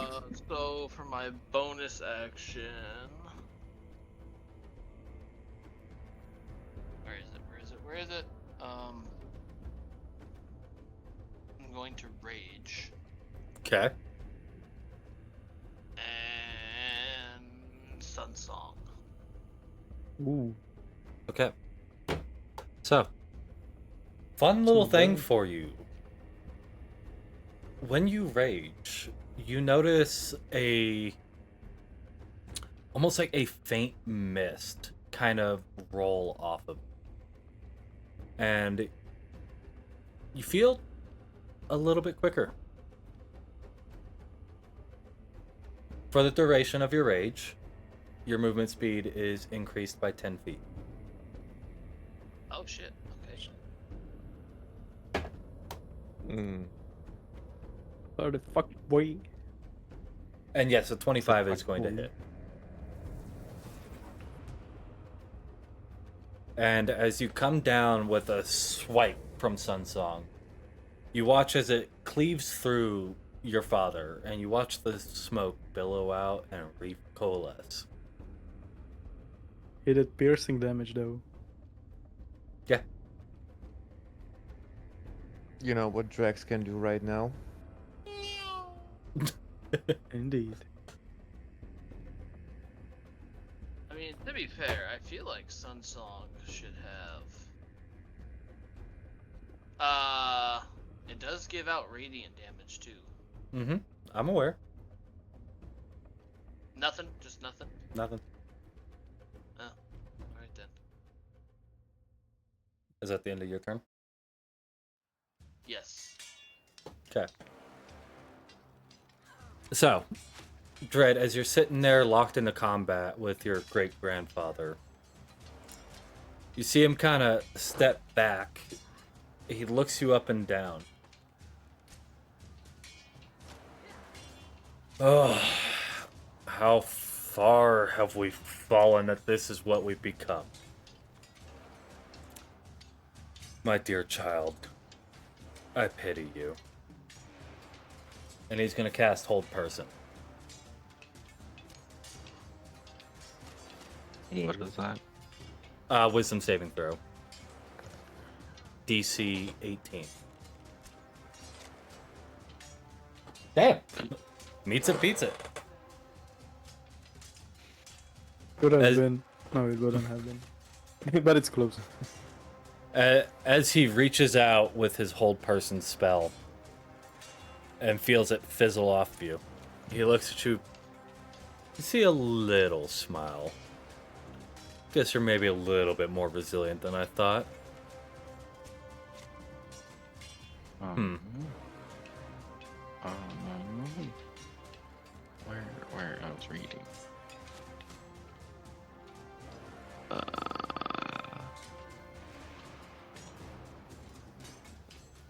Mike, you definitely didn't reread Time Weaver's thing before you started this, did you? Okay. Second.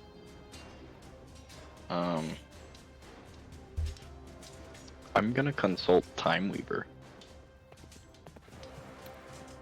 Okay.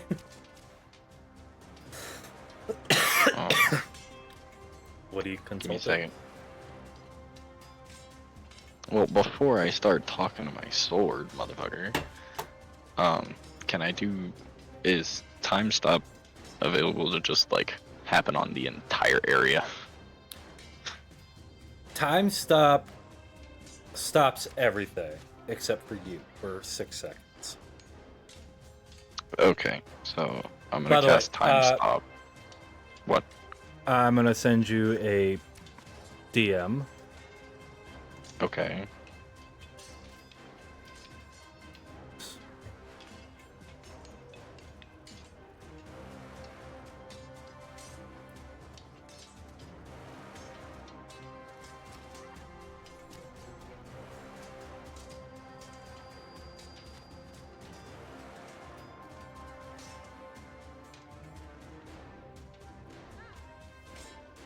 There. Oh. Okay. So yeah, I'll stop time and talk to my sword for a second, see what it thinks I should do. Okay. As the time slows to a grinding halt around you, you look around and see all of your friends locked in combat. And you go to talk with Time Weaver, trying to consult it on what to do next. You don't hear the voice in your head. You do, however, hear the response from your great grandfathers across from you. What the fuck? As you watch him walk around you. Not a bad idea, little one. Getting better. And the response from Time Weaver is... Time is of the essence. Okay. Oh. Can I use fucking augury? Is that what it is? I can't read that. Augury, yes. Yeah. Yeah. Yeah, absolutely. Okay. You see 3 possible futures ahead of you. Okay. You see the first future being your great-grandfather come in for an overhead swipe. You see him step back and cast haste on himself.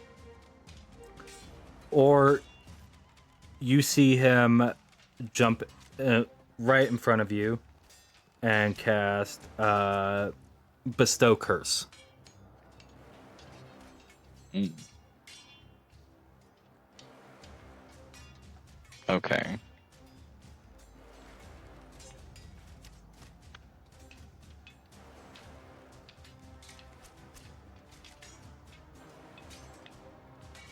What do you gonna Oh, do? that's the.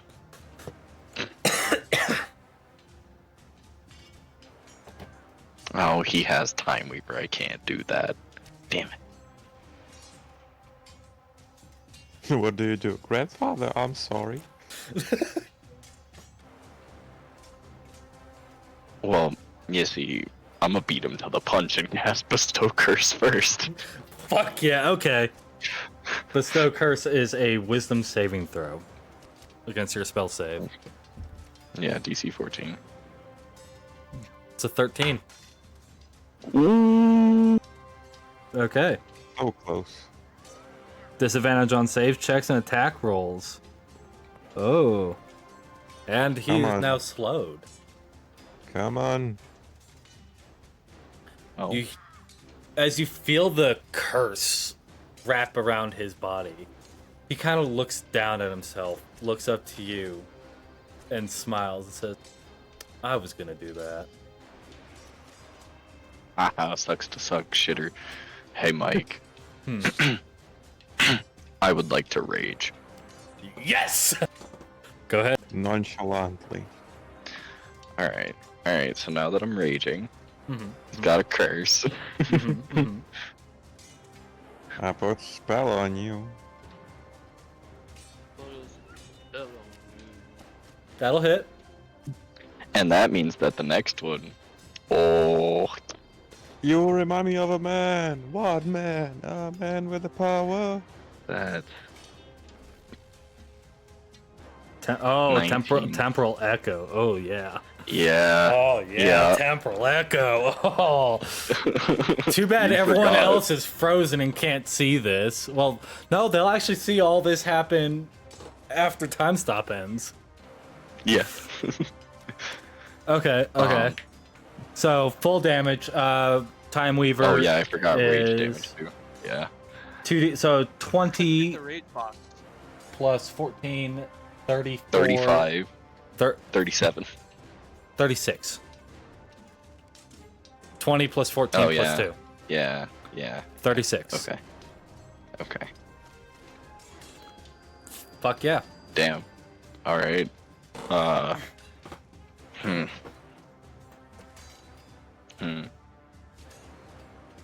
Do I still have one more swing? No.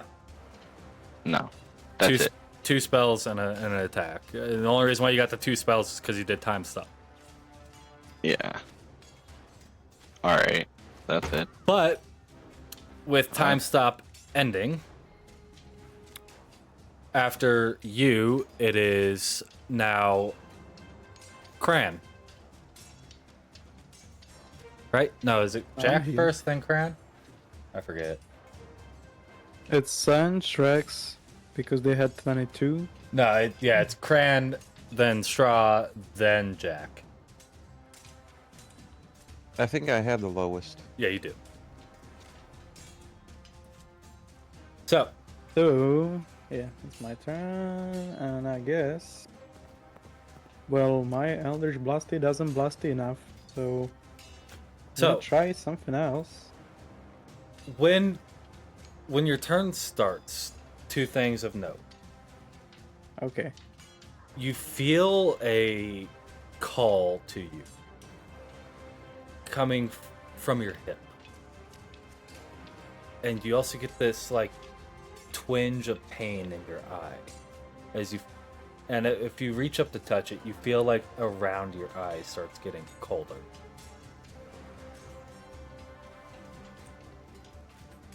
Am I supposed to do something with my eye? Should I look at him bad? He will go away. Maybe.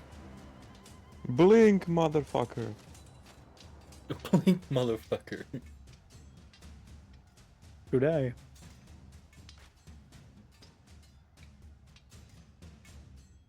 Alright, I'm gonna try it again. Now without the pamphlet and not as I'm used to. I'm just gonna try to use my Elder Blast through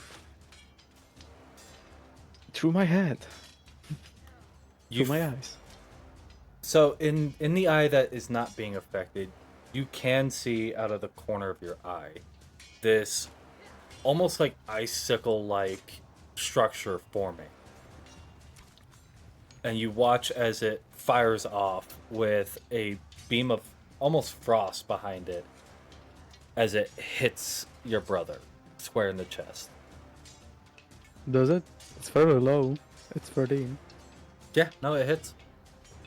Okay. I like to hear that. That's quite nice. For the damage. You watch as the Oh, icicle oh, hits the chest and the ice just melts away. And you hear your brother respond, "You always were the weakest of us, brother. It's a pity." I'm gonna growl. Okay. For the... Wait. 4090 la baba J. I'm gonna do it again. Okay. And my bonus action.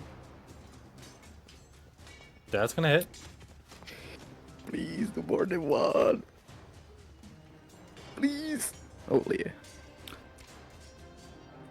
And I should be... Wait, did I just forgot about the my invocation, I believe. The one with the... Yeah. So it's actually, I'm adding 4 to each one of those, so it's actually 5 plus 11, so that's 16 damage. Force damage. Yeah. No, this one, it hits him in the shoulder, and he kind of rocks back, but you watch the ice melt off again as he starts walking towards you. Is it his turn? No, it is not. Oh, what? He doesn't have a turn because he doesn't exist.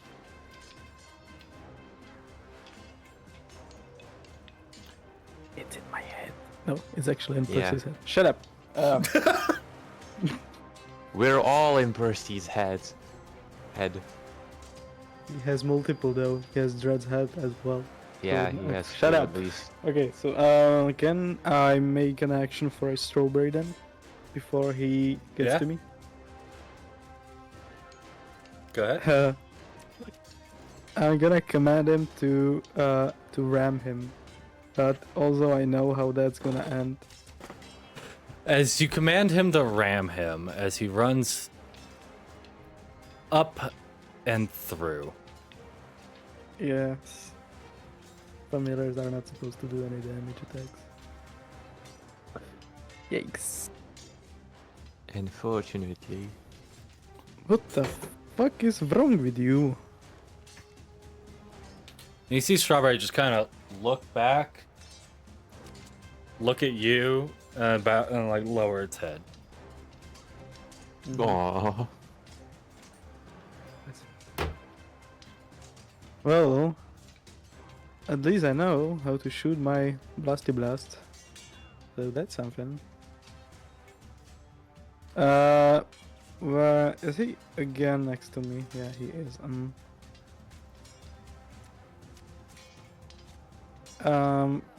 at the corner.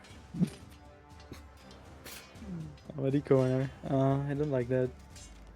I'm just gonna take another opportunity attack, I guess. Where are you going? I'm trying to, well, actually, around there. Around where? Around there. Can't you see the ruler? I see Jack's. I don't see yours.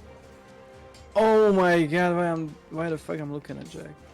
Okay, I'm not in the corner. Around there. Okay. And he does swipe at you, think but so. misses. How much? He misses. Okay. Yeah, You know better than I I. don't think a 7 hits.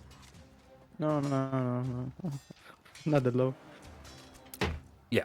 So, Yet. That the end of your turn?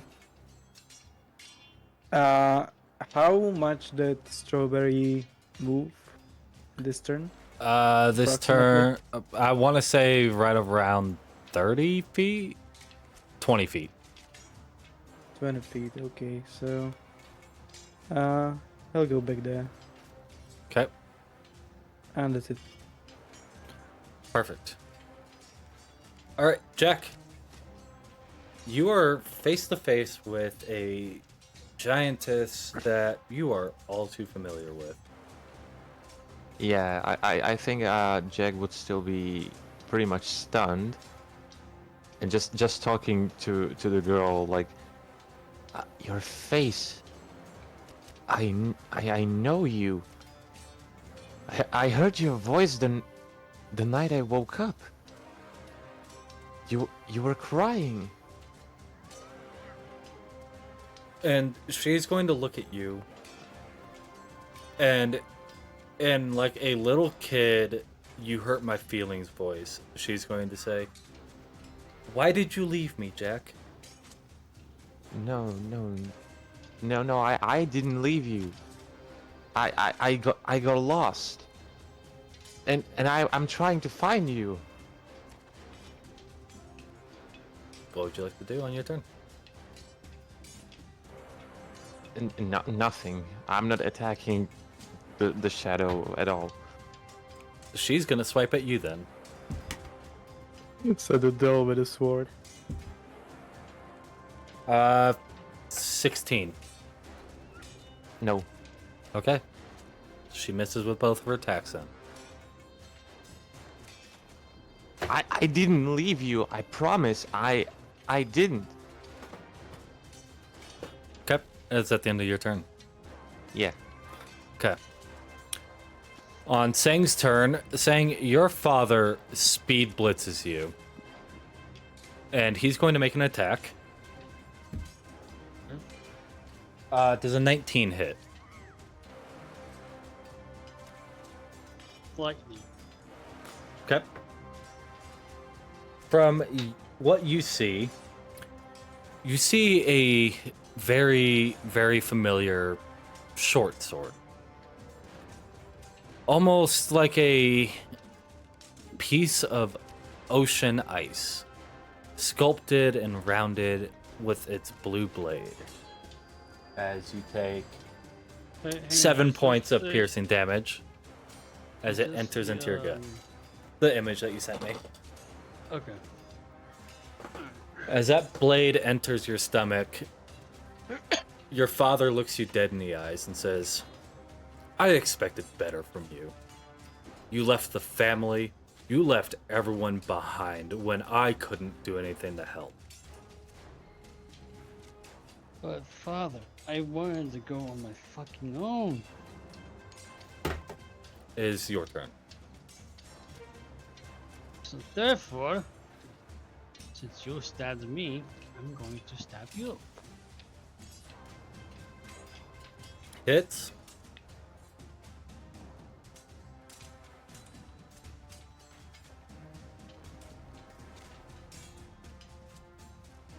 Okay.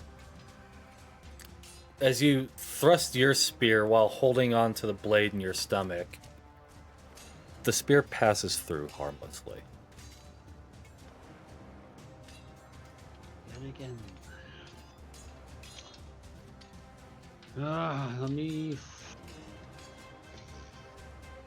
try to use fucking lightning on him. Okay, that's 2 of 3 charges. So is that 3d8. And just to be sure, that's not what I wanted. I wanted this. Okay, yeah, nobody's...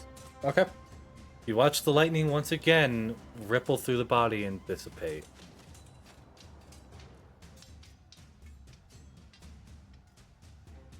I'm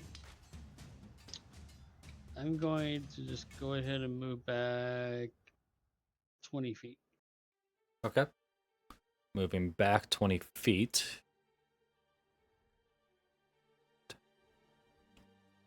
Like right there? Yep. Okay. You're essentially now back to back with Cranberry. You can have a quick conversation. So, Cranberry, how is it going with your side right now? Not very well. How about you? About the same. Everything I do is just goes through him. I can't think of anything else.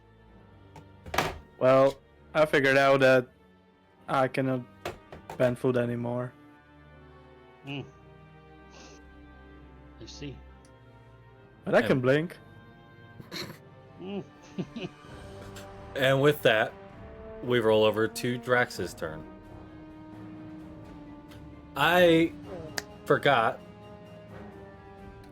Go ahead and roll me 1d8.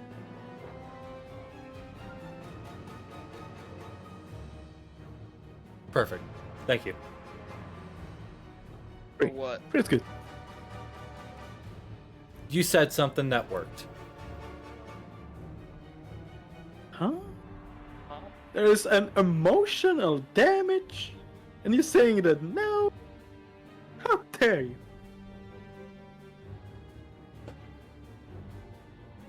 Why? Oh. Okay. Doesn't seem effective. Huh. But your father is gonna look at you. You captain a ship now. You are the worst captain I've ever seen. And I've seen many.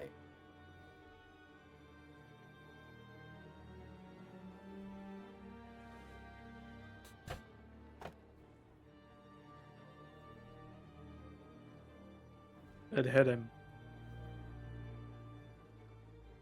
The emotional damage. What But do you do? Dad, I'm sailing with a rental ship. Or I could bear. Oh. Oh, yeah.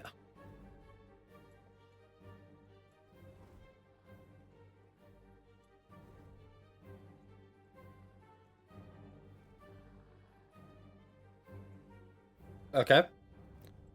As you come down with your sword,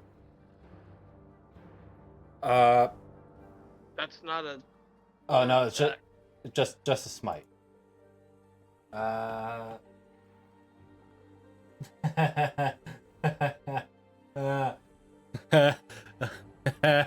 You didn't think that through. I mean, to be fair, I didn't actually attack yet, so. It'll hit. It hits. No, but like it literally says the first time you hit with a melee weapon attack during the spell's Oh. duration. Fuck. I got ahead of myself. Damn it. Oh well. Well, that's out of the fucking question now. Now that I actually read that, I should have read things beforehand. 1 smite, 2 smite, 3 smite. Remember, you're in a cavernous chamber with lots of echo. Yeah. And everyone is well within 300 feet. Oh yeah. Oh well, did it make sense for me and San to actually speak? It was like Danny it was DeVito. after the round. So anyway, I started blasting. Okay. Yeah. I just remembered about that. shooting.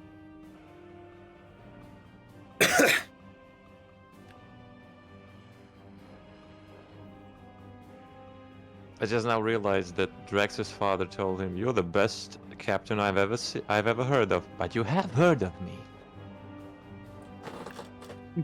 Pretty fucking much. So what are you doing, Drax?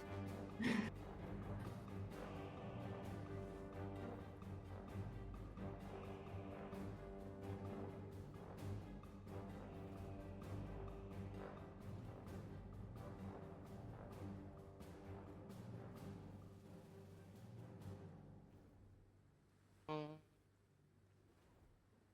Hmm. So basically, you say, "Let there be light." don't He's gonna say, have that power "Fuck you." yet. Fuck you, and it does a flashbang effect. So Word of Radiance, that's what you're gonna do? No, I clicked that to read it. Aww. Would have been cool.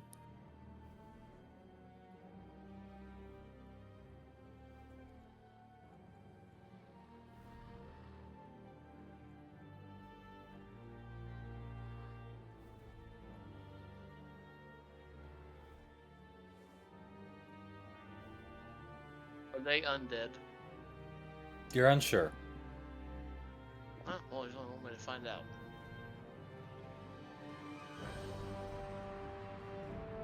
Just ask them nicely. Politely. Okay. That's what Excuse me, save? good sir. Are you undead? So wisdom, right? They're not hovering, are they? Yeah, wisdom save. Okay. You know, it would probably help if I rolled a d20 instead of a d12. Yeah? Might help. 17.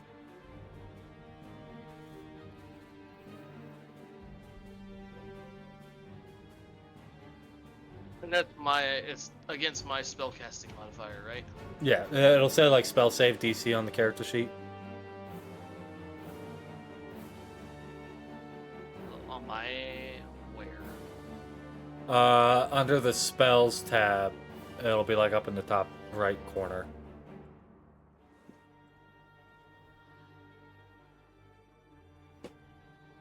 Mine says 0. Paladins are wisdom casters? No, charisma. Charisma. Yeah, mine's charisma. So it's So 14. 14. So yeah, he passes.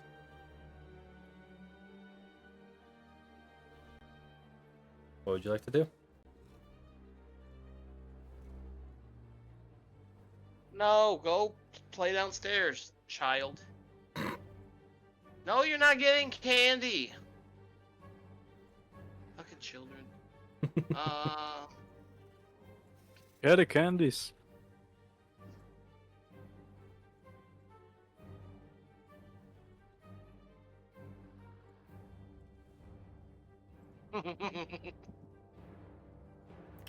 What are you doing?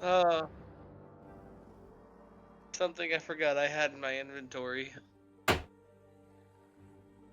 gonna use one of the holy hand grenades Okay. and fucking just toss it up in the air. Okay. Go ahead and. I the don't bullshit. have a thing for that. Oh yeah, it's a dex save. He fails. Roll me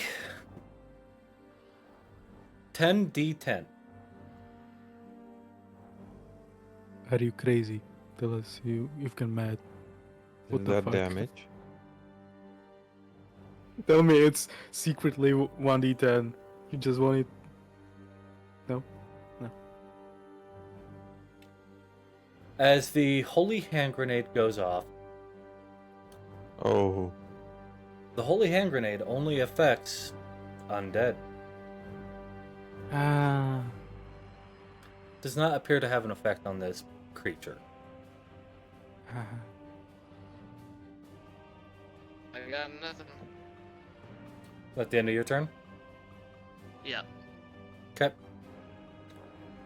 Dread.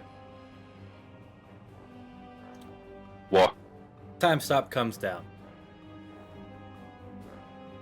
And it's the start of his turn, so go ahead and roll me 3 d10s.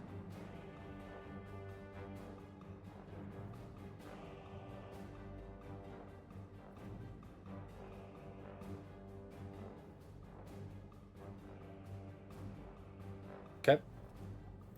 So, everybody else who can see Dread's fight, you watch as, like, they appear to stop, and everything starts, and you see 3 slightly different versions of Dread come in and swipe with the sword, dealing a decent amount of damage. God damn. With his turn starting, he is going to...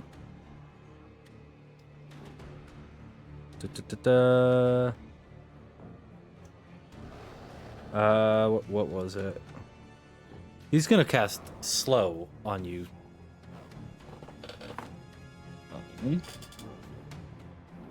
Which is a wisdom saving throw.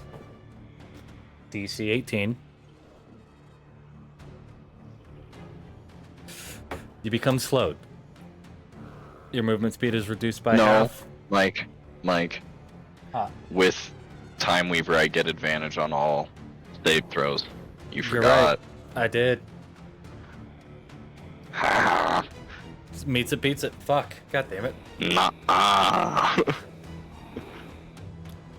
He's just gonna kind of look at you. Nuh-uh. Alright. I see now. It's less of a cage than I thought it was. I built this around myself. You really think this is a cage? I had to live in this thing. He's gonna come in with an attack from Time Weaver. That's gonna be a 22 to hit. Damn it. Meets it, beats it, son of a bitch.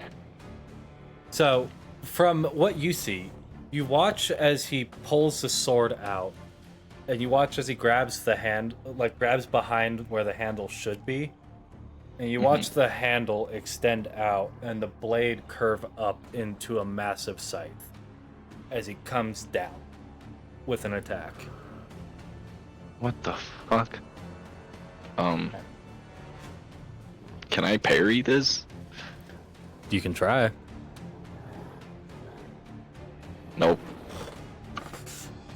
Yeah, no. So I was you close. 10, 15, 18 points of slashing damage. And your current hit point maximum is reduced by 18. I need my calculator. Give me a second. You can just type minus 18 on the thing for your hit points. Fuck off. Try to make it easy. So, Dread's hit point max is reduced? Correct. Ah. Okay. I mean, that's still a good bit of health. He's going to look at you. Tell me, what should happen if this machine were to fail? Would you be a sad, helpless little boy again? No. It would just be a very bad day for everybody in here. And he is going to cast another spell. I need you to go ahead and roll me a wisdom saving throw. DC 22. Okay. You don't feel the effects at the moment.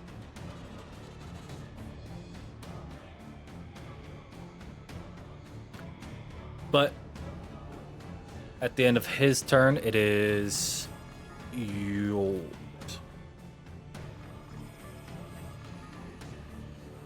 I'm gonna cast Augury Mm-hmm. just to see what happens. Okay. I like it. You see one thing happen in 3 different timelines. You watch Dread wither and rust away.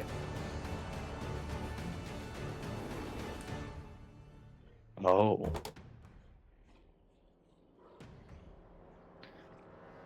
Well,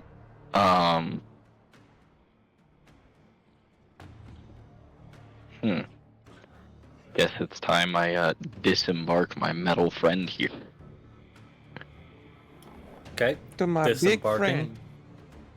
You disembark as your 2-inch Percy self.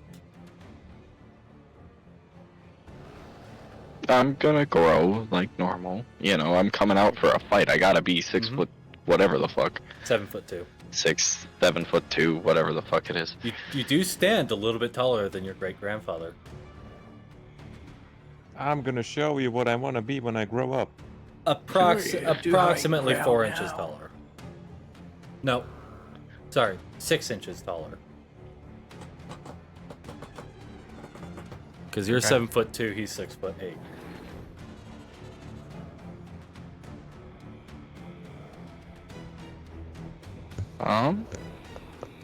You are currently unarmed.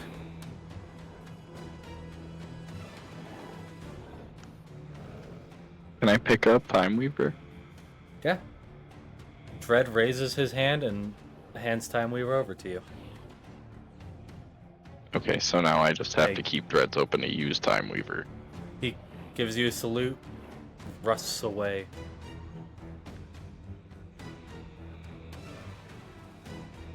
Well, see, now you just killed my best friend. Now I really gotta kill you. Good luck, Squirt. You say that.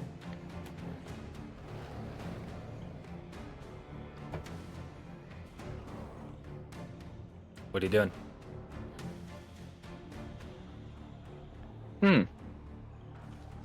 Could I, cast Gentle Repose on Dread?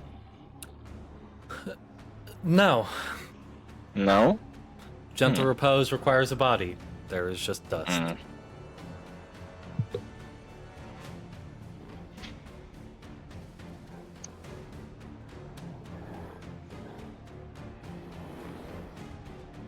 gonna cast Imprisonment. I was literally just reading that one, you fuck. Okay. Past or future?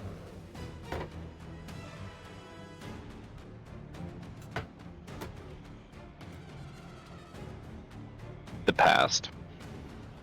Okay. So, I'm gonna lock him in the space where I was hitting him with 34 points of damage. Or can I not pick where it goes? sent far into the past. Oh, okay, so dinosaurs. No, into their past. Oh. You send him back. However, it's more like another liminal space opens up around him. And what you see is something you never anticipated seeing. You see your grandfather when he was right about your age. And you see Time Weaver as it is in his hands. You see a massive sprawling battlefield on a continent that you have never seen before. And during the battle, you watch him as he mercilessly runs through enemy after enemy, switching between sword and scythe, and reaping time out of people. And off in the distance, you do see a clash between gods. literal gods. Mm. As you see the visage of Pelor fighting against Tharizdun. Oh, shit. Give me a quick history check.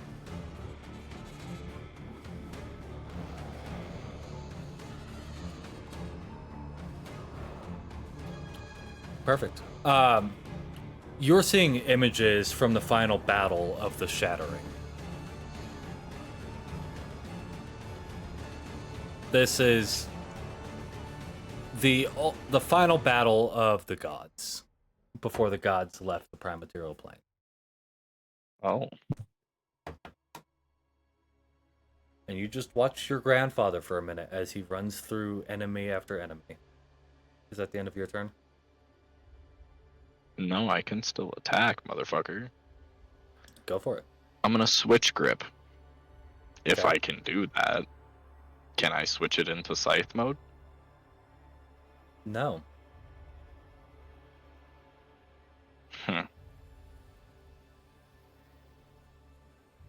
My Time Weaver's talking to me yet, or is it still the other one?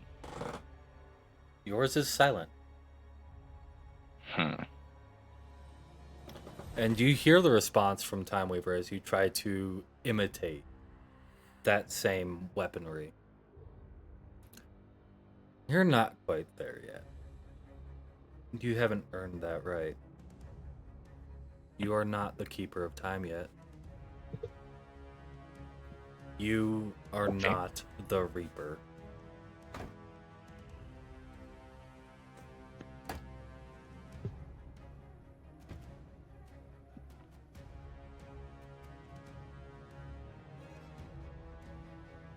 What are you doing?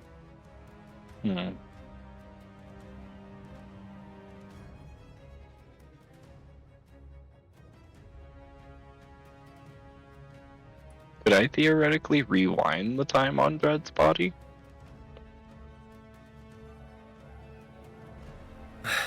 Theoretically, yes. Realistically, no.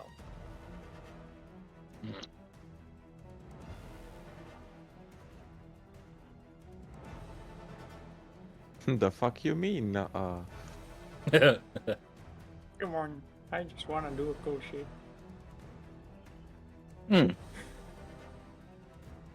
Rule of cool no. only takes us so far.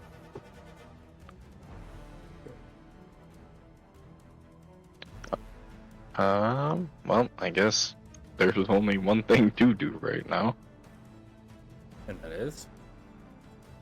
Whack 'em. That's gonna miss. That's not gonna work. Yeah. Actually, no, you have him locked. You get advantage on it. So yeah, it is gonna hit. Yeah, you got him locked in time. So And I don't get my rage damage anymore. Oh no, Mike. Oh fuck. Oh shit. Okay, yeah, no, that's fucking 48 points of damage on that. Jesus Christ. Plus what's about to happen on his next turn. Okay.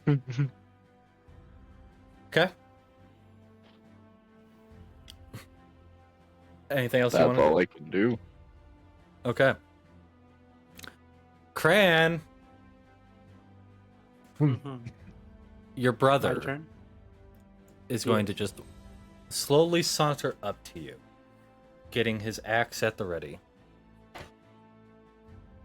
Can I talk Yeah. while he does that?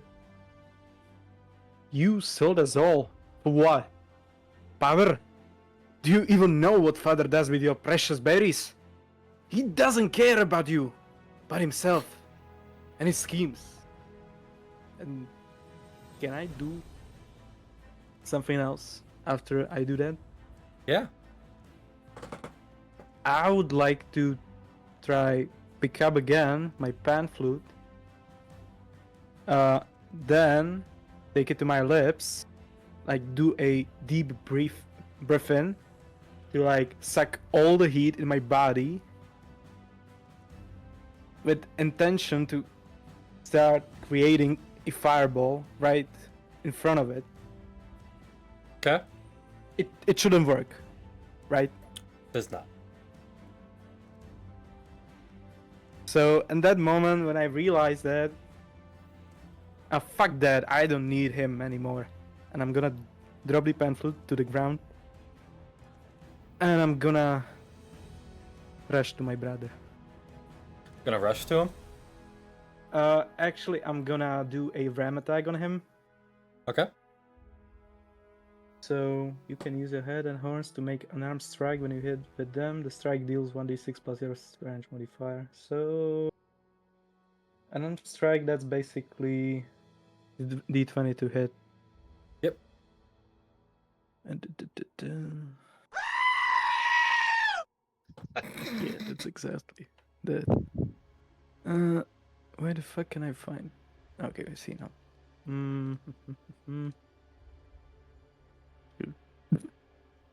That'll hit. Plus, yeah.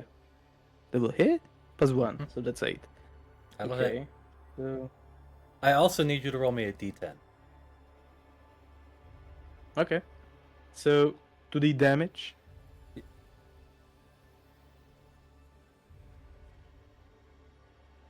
Plus.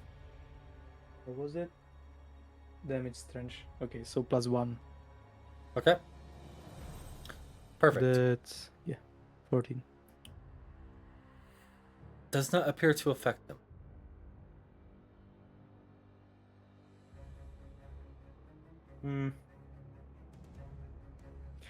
Yes, you brother! Oh, no. Alright. Unrammable. During that, he's going to look at you and say, "Now I see why Father banished you. Can't even stand up for yourself, let alone your brothers."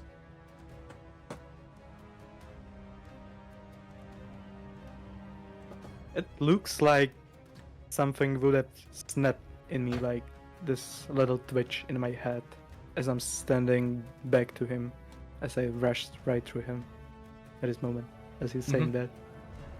You made contact. You didn't rush through him, you made contact. So I hit him? I thought that I... Okay. It appeared to have no effect on him.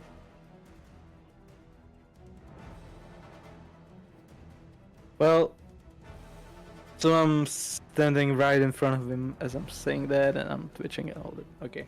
Yep. Can I do something else? Let's see. I still have this scroll of sunlight, but I don't think this would work in this situation where I am.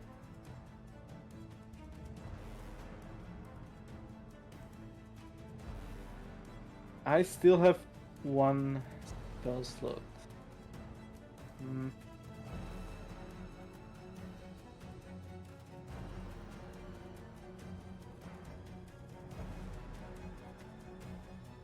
Okay. Oh, this is gonna be funny one. I'm gonna try to. Okay, I can do that. Well, wait. Actually, since Mage Hand cannot damage him, and he basically is not there, can I try to slap him with Mage Hand? Sure.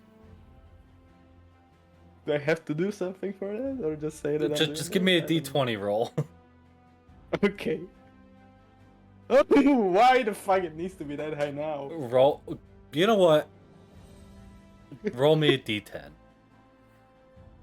Oh, come on. I challenge you to a duel. Okay. Yeah. Does not appear to affect him. Oh. I still like the outcome. At the end of your turn. Yes, my turn, not the end of the Strawberry's turn. Mm-hmm. Which basically wouldn't be able to do anything, so I guess that's also end of his turn. Okay, we come to Jack. Oh boy. Is he saying something? She's getting angry. As she looks at you and says, "You left me. I had no one. Nothing. Absolutely nothing. As she says that, a tear starts to pour out of Jack's eyes, and he's just slowly walking backwards, saying, "No, no, no, no." Okay. She's gonna take her attack of opportunity on you.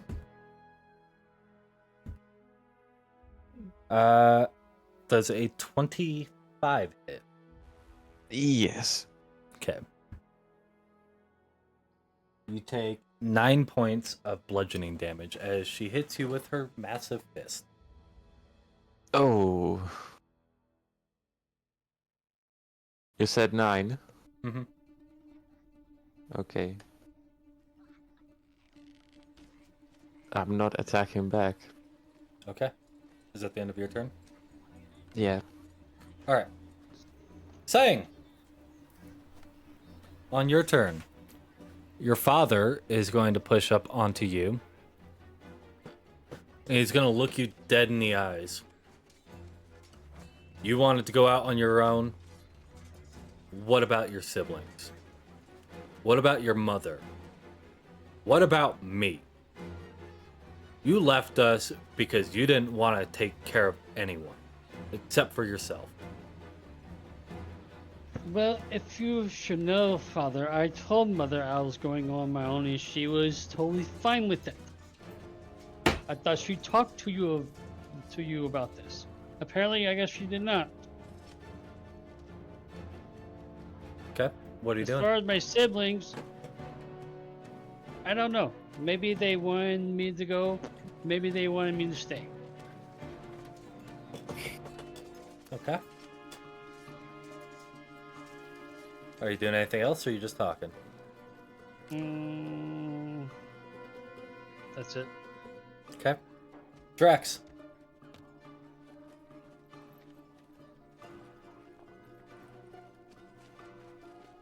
It's your turn. What? I know. What are you doing?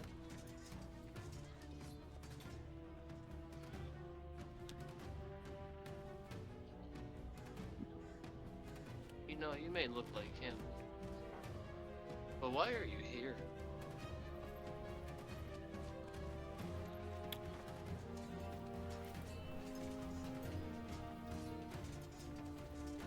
Roll me a d10.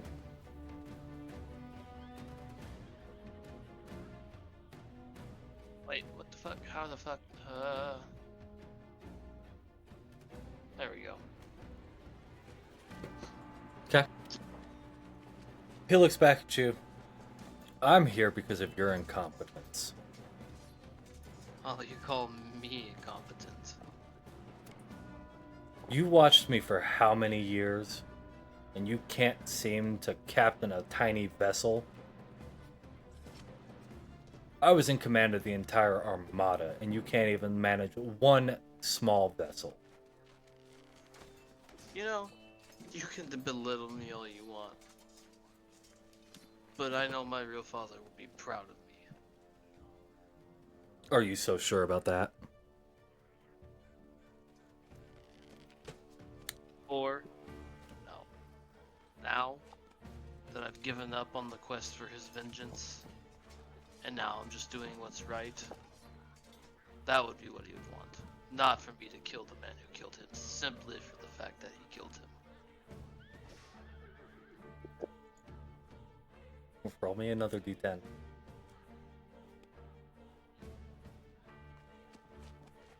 Oh, okay. Okay. Anything else that you want to do? Okay. Dread. You watch as the imprisonment ends. And then you watch your temporal echoes come in for the attacks. Go ahead and roll me the 3d10.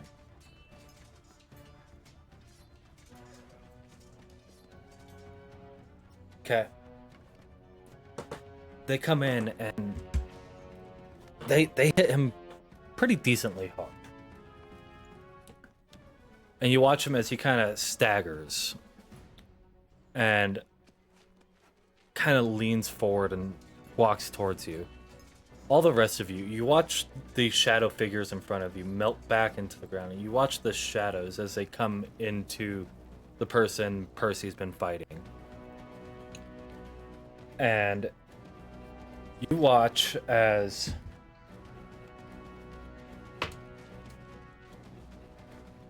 Percy does a 29 hit. Yeah.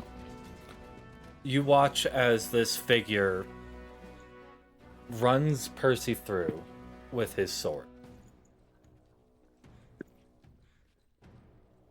Can I get everybody else except for Dread / Percy to deafen? Hey, Mike, I'm gonna have to go soon. We're literally about to finish it. So, Okay. Percy. Let's switch the music.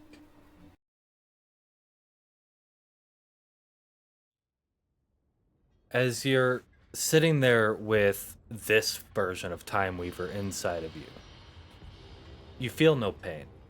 There is no sharp pain. There's no hot blood or anything. Oh. And you feel a hand on your shoulder as your great-grandfather looks into your eyes. Well done. I can say with certainty now that the Tempus Custodius is exactly how I wanted it to be. Innovative, adapting, and not so stuck in tradition. I see now that as he waves his hand, you watch as Dreadbear reappears, now moving on his own, as he comes to stand next to you. Contraption you've made is not a prison, but an extension of you. A fine testament to your abilities in the craft. I see my own limitations now. I can say with certainty that I'm proud. You have done well, and you have earned the right to become the Keeper of Time.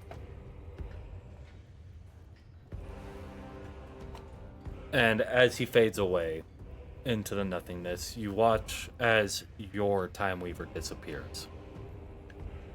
And all that remains is a Time Weaver embedded in you.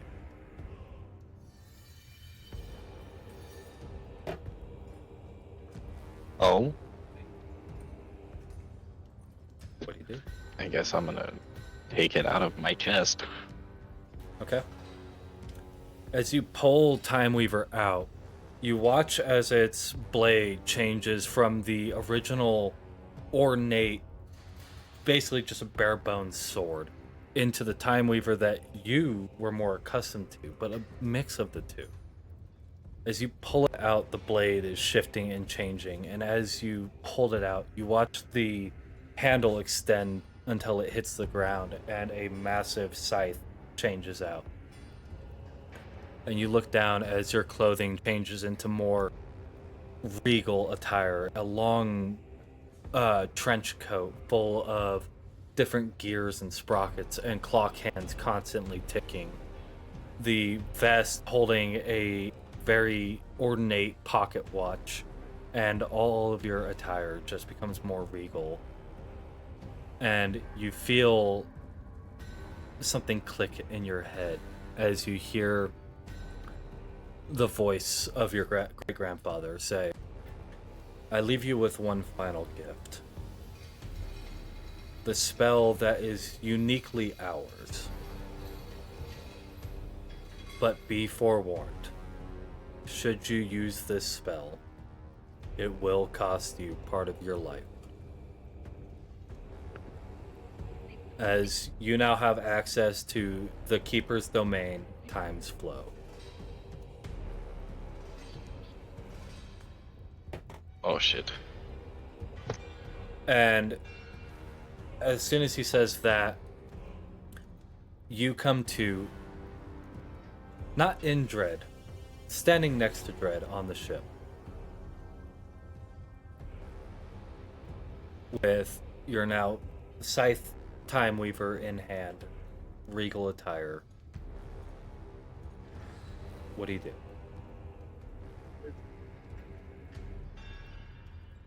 I'm gonna try to revert it back to its broadsword or greatsword or whatever. Greatsword. It shifts back, no problem. Can I change it into a dagger? No. Is it only the Scythe. two? Okay. I thought it was gonna be like, oh, you're creative. You can have everything. So, the Scythe aspect of it Mm-hmm. more or less acts like Time Weaver does normally, except instead of 2d10 damage, it does 1d10. And you do not get the temporal echoes. However, on a critical hit, instead of temporal echoes, you get a ability called Time's Reaper. On a critical hit, you now take out the amount of damage that you did from their total hit points, their maximum hit points. So they can no longer heal up to their maximum, and you gain half of those hit points back in health. Oh.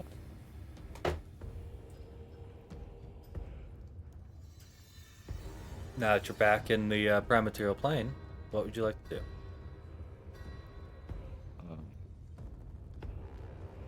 Stretch. Perfect. As you stretch, now it's time to get them all back together. I'm gonna end it off because We're about I gotta to. go. Yeah, we're about to.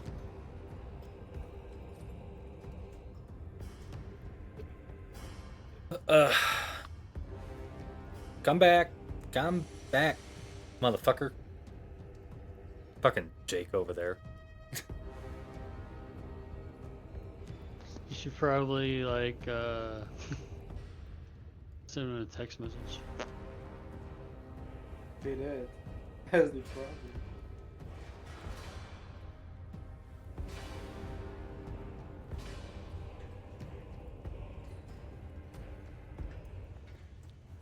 So, as all of you were watching this, as soon as the sword sank into Percy, you all came back to yourselves.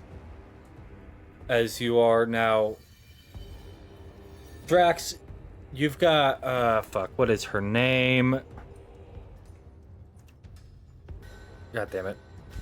You got the first mate standing over here. I can't remember her name right now. Fuck, I can't either. It's not Amelie, that's someone else. I'll look it up again. Someone else. You got her standing over you, kind of smacking your face rapidly, like, Captain, wake up! What? What's going on? You just fucking passed out. The fuck you mean? You hit the ground like a sack of potatoes. It's a long story, but I am alright. As you look up, you are now prepping to dock over in Silver Spring.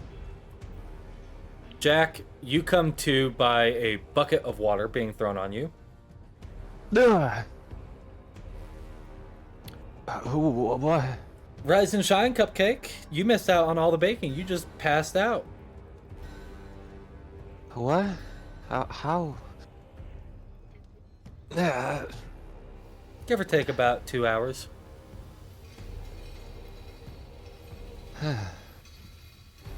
Saying, you wake up in your bed, arm hanging off, bottle still in the hand.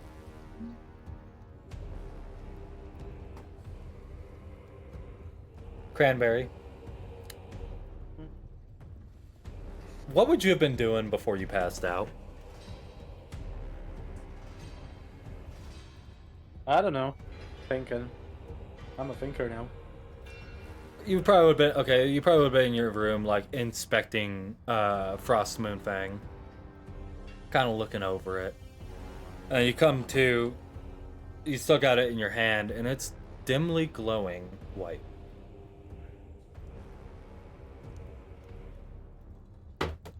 And Has it been like that before? no, never been like that before. Ah. And Okay. as all of you come to, after seamlessly experiencing the same dream without it being a dream, as you all are getting ready to dock in Silver Spring, that is going to be where we go ahead and end tonight's session, or today's session. We hope you guys enjoyed today's session of Dungeons and Dumbasses. If you did and you're not already, make sure you drop a follow here. If you want to catch up on everything that's happened so far and you want to watch it, our VODs are available on YouTube at Dungeons and Dumbasses. And if you don't have time to sit down and watch it, but you want to listen along, the podcast is available on Spotify, Anchor, Amazon, Google, and iHeartRadio. And if you want to support us just a little bit more too, we do have some merch available over at shop.fourthwall.com/ConeHungerTV. And you can use our code NATTY1, NATTY1, all capital, for 10% off your entire order.